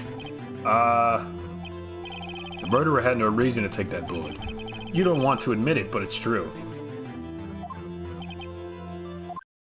Had to take it. Had to take it? The murderer? What does that mean? You're thinking too normal. Think crazy! Mia, I cross-examined the parrot. I think we're thinking pretty crazy, okay? Don't think why the bullet was taken. Think why the bullet had to be taken. Mr. Wright? Yes, Your Honor? No idea what I'm doing. Well, the murderer had no intention of taking the bullet from the scene. But the murderer had to take that bullet. Had to? Mr. Wright, what do you mean? Well, for instance... For instance, what? Maybe the bullet, hit the murderer? The bullet hit the murderer? Oh. Just saying, for instance. I mean, if it hit you, you would have to take it with you, wouldn't you? It's not like you could perform surgery right there. You know? Wait a second. I was just talking off the top of my head, but what if that's really what happened? Let me get this straight. So at the time of the murderer themselves was shot, and they left with the second bullet still inside of them. Wait, did they return fire? The stray bullet flies out, hits them, and like, oh shit. And they pull up their gun and fire back. Is that what happened? Oh, it's hidden in the judge's beard. Oh my goodness. So they were shot, thus leaving, and they took the bullet with them. It was inside of their body as a result of being shot. Therefore, they're leaving only one bullet at the scene of the crime. Yeah, I guess that's how it would work. Yes. But there's a problem with that. The other two people rescued from that elevator, Miles Edgeworth and Yanni Yogi, were both unharmed. So that would mean the murderer came from outside, yes.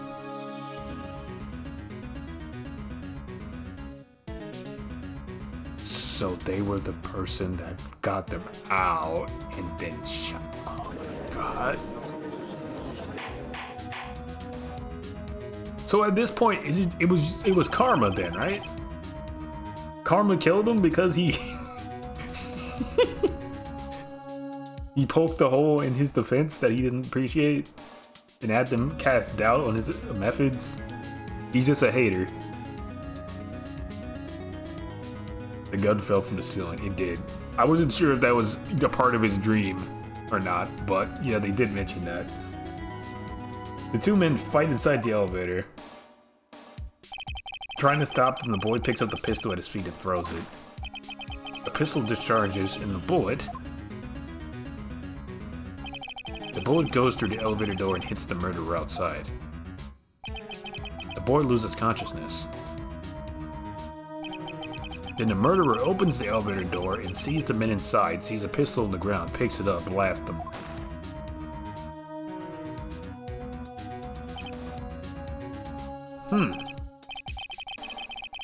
Mr. Wright, you are truly the most unpredictable defense attorney I've ever known.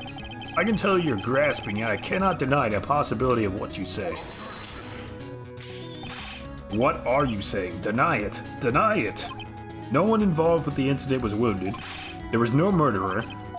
No one was wounded at the time of the incident. He's right. Can't think of anyone. Hey, Nick. Huh? I just thought of something. Really crazy. Crazy. Remember what Mr. Grossberger said yesterday? Vaguely. Gregory Edgeworths dealt a blow to his perfect trial record. My god, it's gonna be karma. Oh my god, karma's the killer. He is such a hater, he literally killed a man. Wow. It must have been quite a shock for Von Karma. He took a vacation for several months after that, you see? Yes, an unusual event for the man.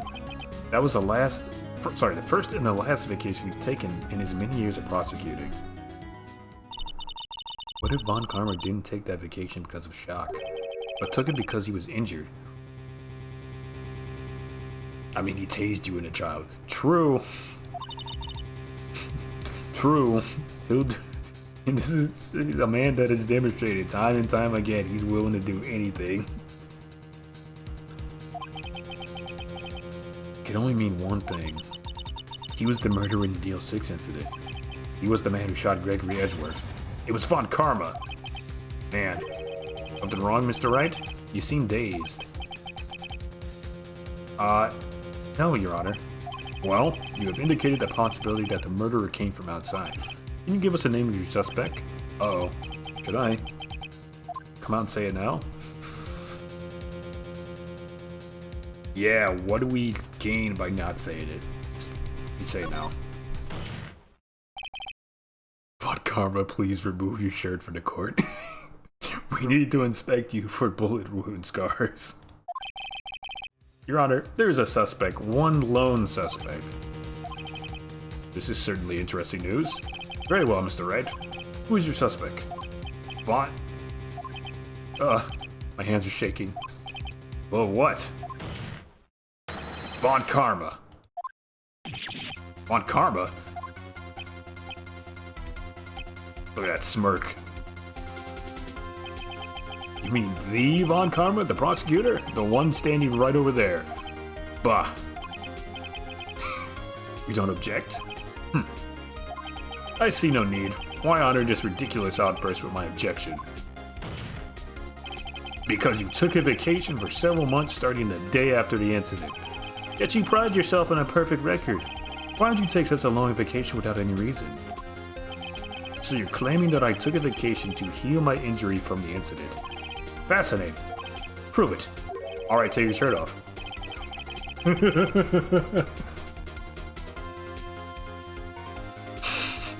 Say it, Phoenix, say it.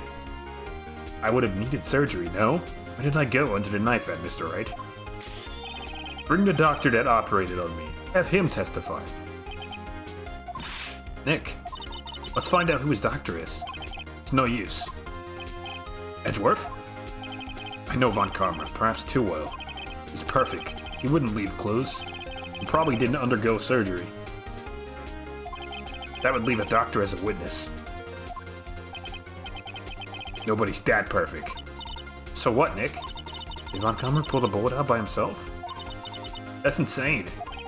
No, he couldn't have. You can't just pull bullets out by yourself.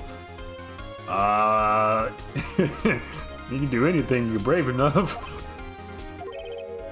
Wait a second. What does that mean? If the bullet is still inside of him, it has to be somewhere, but where? Well, Mr. Wright, can you produce evidence to prove that I was shot? I'm gonna have to. Alright, Von Karma, I'll prove it. And I'll even use evidence. I know how you like it so much. The gauntlet has been thrown. What? The evidence that proves Von Karma was shot is... Oh, that's the other bullet. That's interesting. Hold on.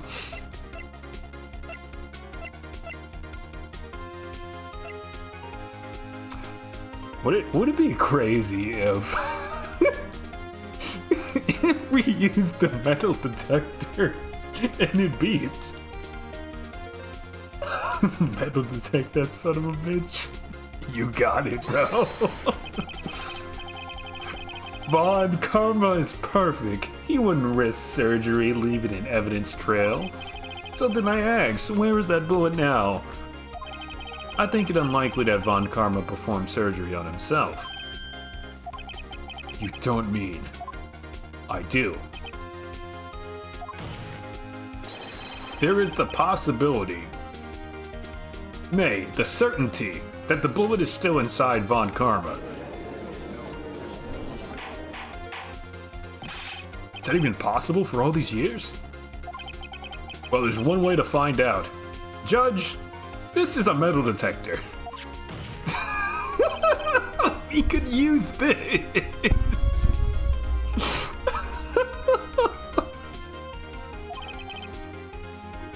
Well, Von Karma, I'm gonna run this over you and see what we find. Columbo, Twin Peaks, and Deadly Premonition has prepared me for this moment. Oh my god, this is truly insane. He's sweating now. Ooh, look at that. First time you seen him sweat. I refuse. You refuse?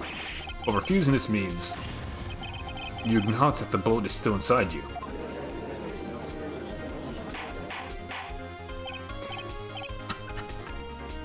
Order, order, order. Your Honor, the defense requests that we be allowed to use the metal detector. Judge, I call for a suspension of this trial. This is an invasion of privacy. I object to your objecting. The statute of limitations runs out in this case today. It was you who said we had to end it right here, right now.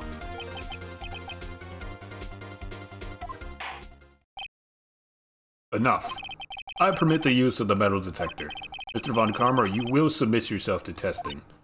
Nick, what does this mean? I don't know, but we have to give it a shot.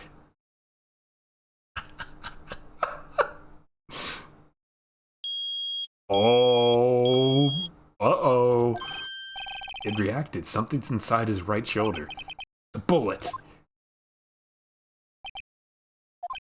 Mr. Von Karma. You.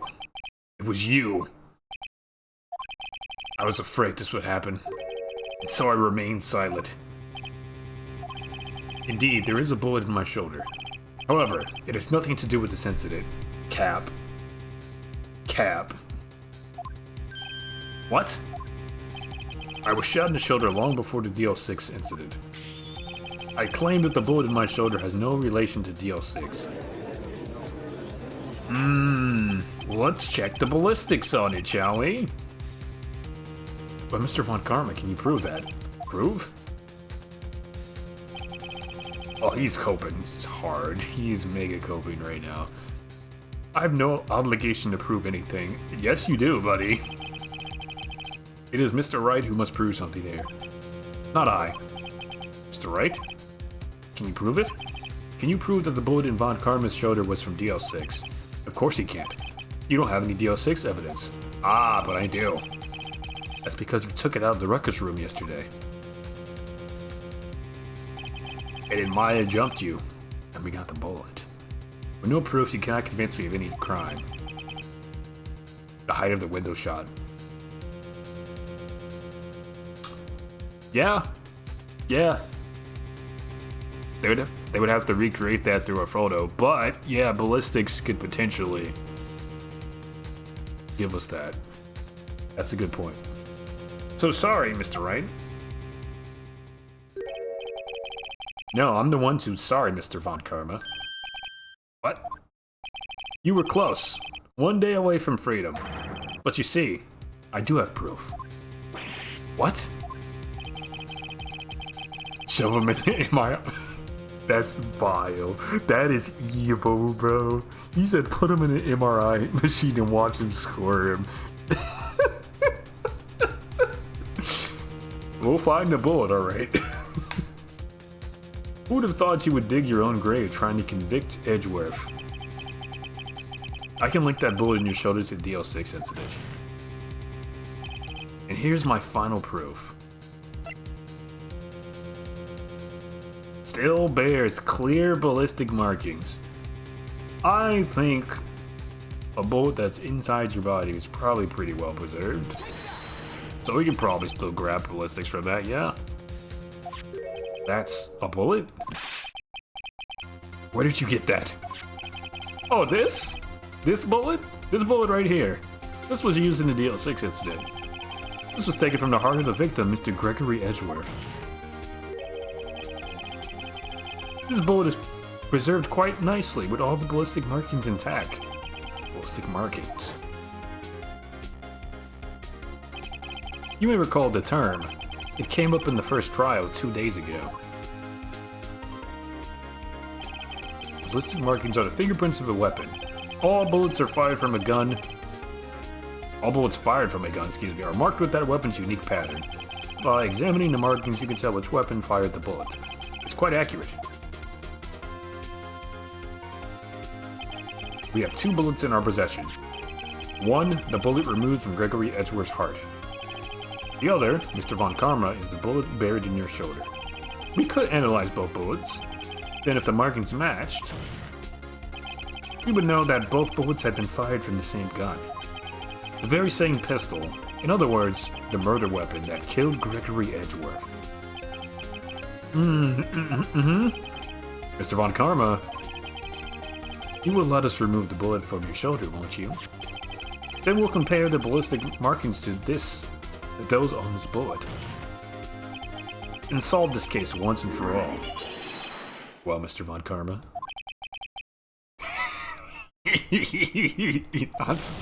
not so calm and collected now, are you? Oh, he's crashing out. Oh, he's crashing out. Scream. So I have this huge rare earth magnet in my pocket, which will easily pull the bullet from your shoulder. Now hold still. That scream. I've heard that scream before. Wait, I know. Help, I can't breathe. Quiet, I said quiet. You're not making this any easier. Stop breathing my air. Stop breathing my air, I'll stop you. Stop breathing my air. Get away. Get away from my father. Boom. Very distinct and identifying scream. Very unique one. It's that scream I heard in the elevator 15 years ago. Von Karma, it was you who screamed.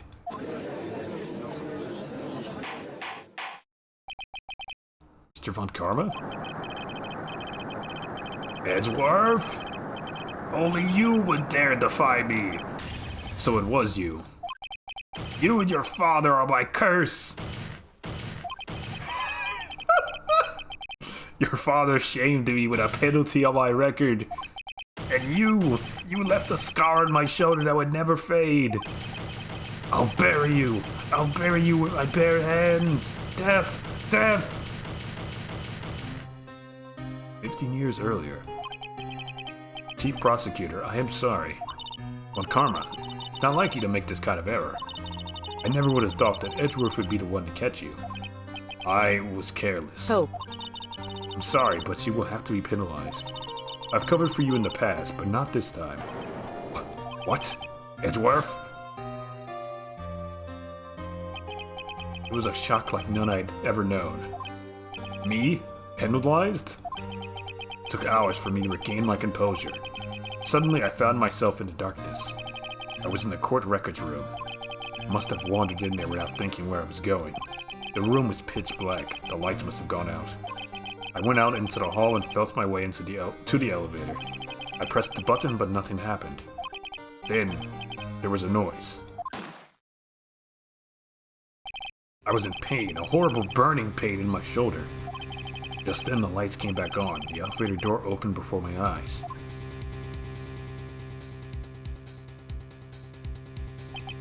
I saw 3 people inside, all lying unconscious from oxygen deprivation. Much to my surprise, a pistol lay at my feet.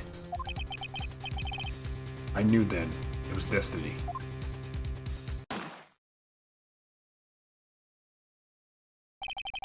In his last moments, Gregory Edgeworth was still unconscious. He died never knowing who had shot him. Later he spoke through a medium, blaming Mr. Yogi. He was fooled. It was the perfect crime.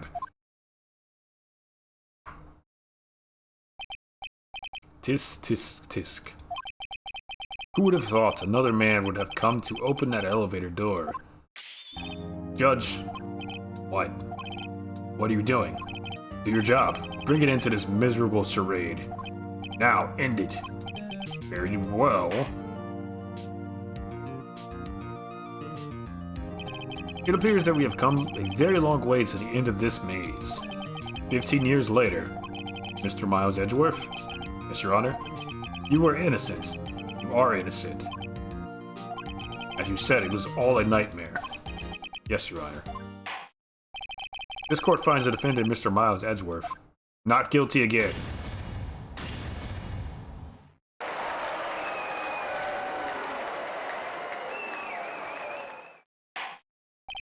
That is all. This court is adjourned. Wait, no, it's not all. Take Karma away.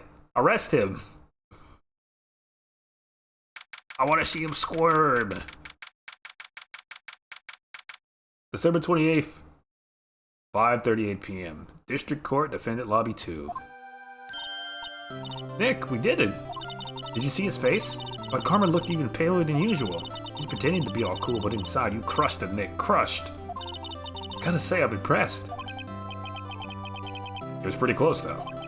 I was sure we'd had it. I know, I was on the verge of tears the whole time myself. But now it's all just a good memory.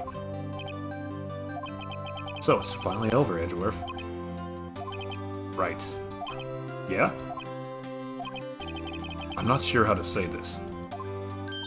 I know. Try thank you. I see. Thank you, right. You're welcome. I think you could have done better than that. Sorry, I'm not good at this sort of thing. You got a lot to learn, Edgeworth. Got you there. Woo! It's Gumshoe. Amazing, pal. You pulled through just like I thought you would. I'll never forget this one. I owe you one, pal. And tonight, let's party. Dinner's on me. Yeah, my salary went down a bit this month. But who cares? See, Mr. Edgeworth, you should take a lesson from Detective Gumshoe. That's how you say thank you. I see. Whoop.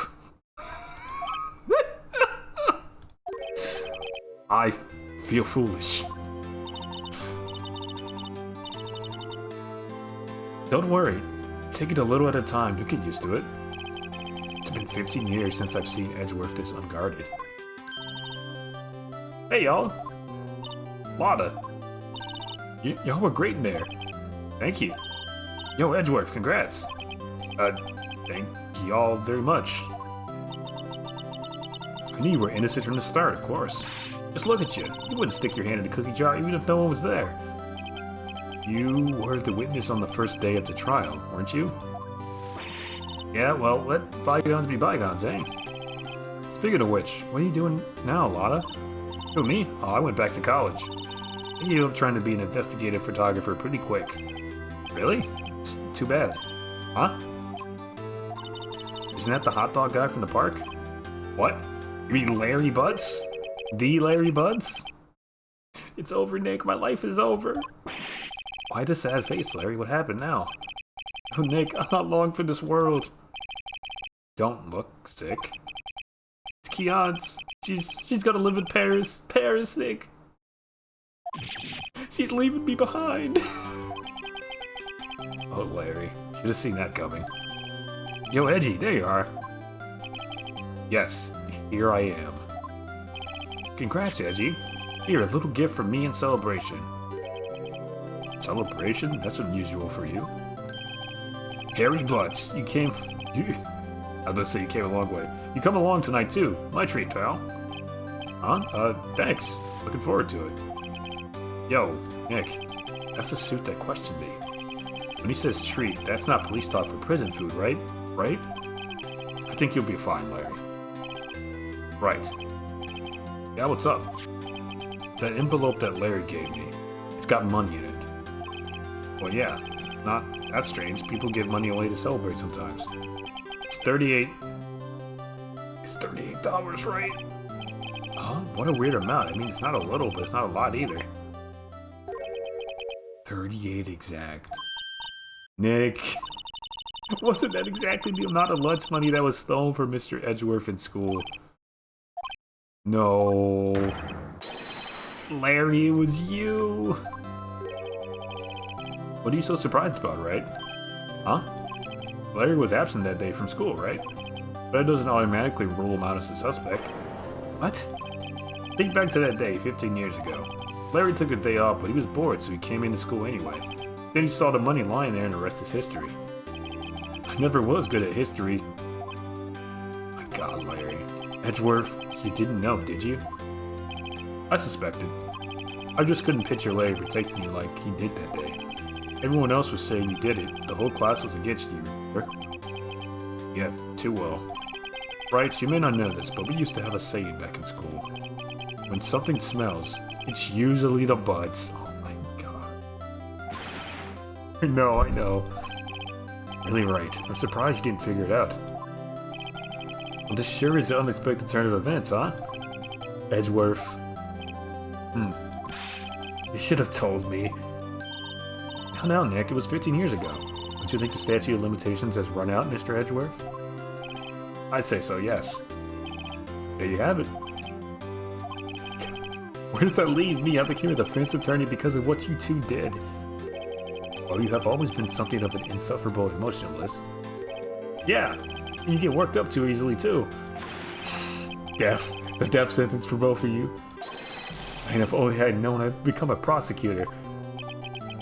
Same goes for me, only the other way around. For the longest time, I thought that I might have killed my own father. I thought I might be the criminal. I became a prosecutor in part to punish myself. If I had known the truth, I might have become a defense attorney, after all. Edgeworth, wanna switch right? Hey y'all, line up, I'll take a photo. Photo time, let's go. And after that, dinner on me.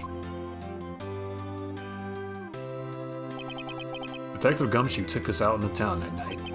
We celebrated Edgeworth's newfound freedom, even though Edgeworth himself was still in detention. December 29th, 5:02 a.m. Wright and Kell Law Offices. Edgeworth needs therapy, absolutely. Absolutely. He's been through a lot. Whoa, I went a little overboard yesterday. My head hurts. Huh? It's still only 5. Maybe I should go back to sleep? What's this? A letter? Good morning, Nick. You were really impressive yesterday. Seeing you, it made me think something. Oh god, I skipped it. No! I am a spirit medium in training, of course. I wanted to help Mr. Edgeworth, too. I wanted to help you, but I couldn't. I was useless. So I decided to go back to my training. I'll become a full-fledged spirit medium for starters. I couldn't say it to your face, so I left this letter. Goodbye, Nick. Goodbye? What time is it? God! The first trains for the mountains have already left. To the station.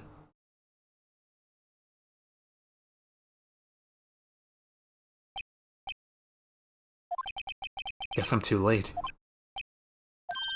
Hey! Nick. Maya? So, you're leaving? Yeah. It's hard being a spirit medium, can't talk to spirits.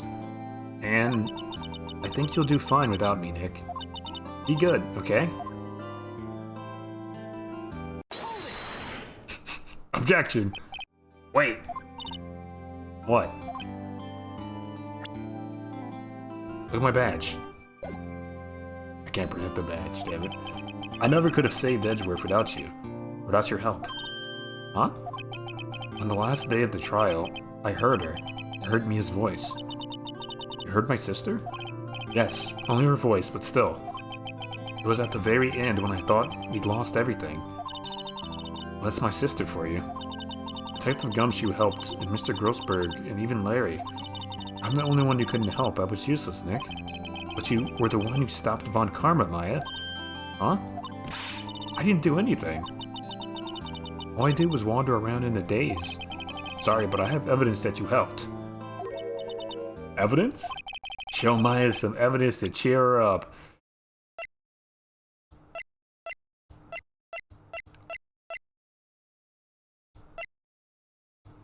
This. The bullet. She grabbed the bullet. A bullet? Von Karma was convinced he had taken all of the evidence pertaining to Deal 6. But you were the one who rescued the last piece of evidence we needed. This was the bullet that put it into Von Karma. And you were the one who gave it to me. Nick. Thanks, Maya. I couldn't have done it without you. I'll be back soon. Huh? I'm going to complete my training and come back. Okay, I'll be waiting. Of course you will. You can't run that office by yourself. You're hopeless. Get a load of this! I don't know about that. Oh, so you better catch that train. So, this is it. See you soon, Maya.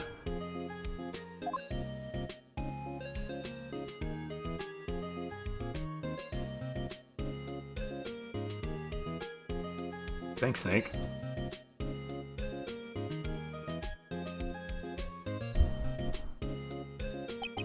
And so my story ends. Time to turn a new page.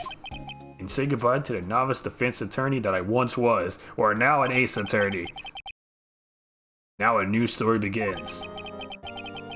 With the same old crazy cast of characters. Ha! Don't think you've graduated yet, amateur. Mr. Wright, perhaps you'd like to rethink that claim. Yes, Your Honor. I got a bad feeling about this.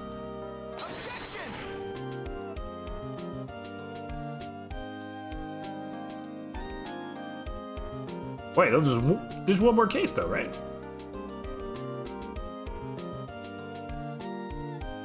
Hey pal, Mr. Edgeworth came down to the precinct to wish you a happy new year. Talk about a pleasant surprise. Whoop, Detective Gumshoe. Then he hung his head low and went right back outside. Sounded like he was embarrassed or something. Strange, huh?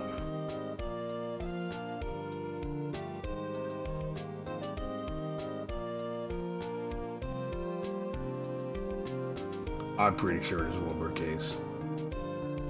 Huh? Nick? Nah, I haven't seen him lately. Who, me? I've been working at a cheese shop. That Missy's a nice lady, but she's not exactly what you'd call a cheap date. Huh? Oh, she's in Hawaii right now, yeah. God, Larry. Oh my God, Larry.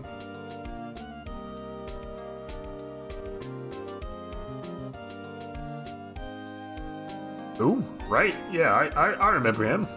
I hear he's been busy lately. You know, not to ring my own bell, but I sort of taught him everything he knows. I'm sure he's grateful.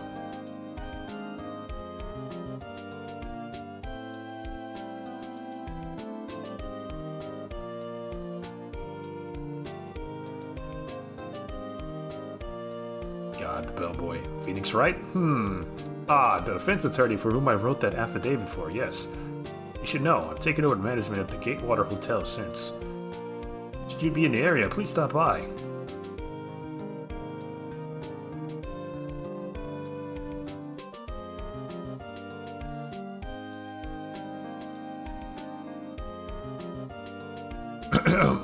Oh, it's you. Phoenix, right? Ah, yes. Mia's understudy, was he not? I wonder how he's doing. Haven't seen him of late. Ah, the days of my youth. Like the scent of fresh lemon. See.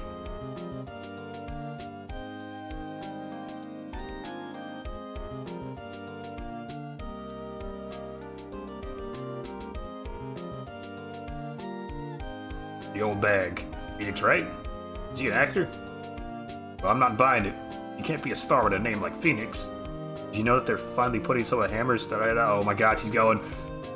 Cut the black, cut the black!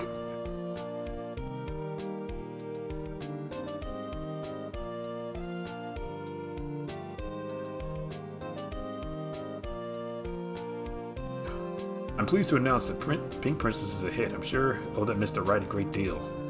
I'm keeping my face out of the public eye since the show's over. Or till the show's over. I wouldn't want to ruin any kid's dreams, you know? Will Powers.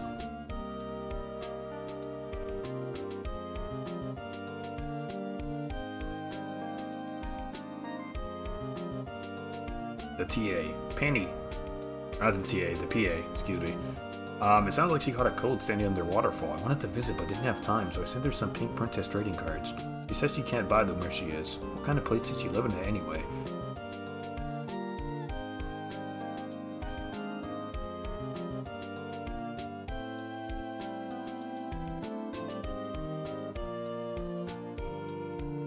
Right? Who's that? You want to talk? Let's talk Pink Princess. Alright. But, you know, I was walking to the studio the other day, and I saw her. The one inside the Pink Princess suit. What a dog. It was kind of a shock for a boy in my tender age. God, dude.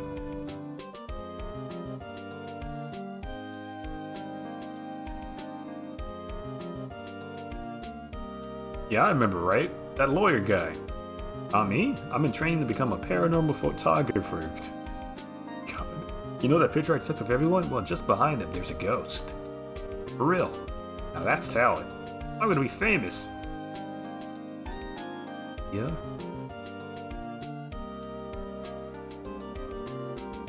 Yeah, possibly, perhaps. There it is. Nice.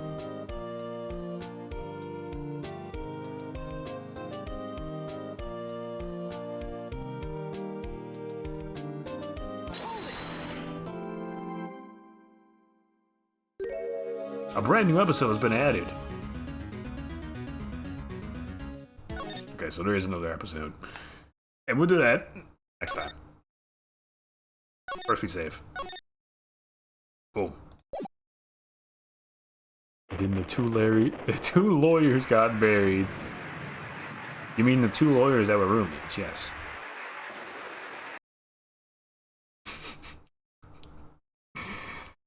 Okay. That's gonna be it for today. This is a good game. I'm thoroughly enjoying this. Can't wait to play the second one. But we'll pick this up next week, probably Monday. Tomorrow, we're gonna be playing my winter car. I'm gonna be building a car, and I guess not driving it into the lake this time because I assume the lake is gonna be frozen over. But more of that tomorrow. Hope you guys have a wonderful, wonderful evening. Hope you have a good start to your week as well. I will see you all next time. Goodbye.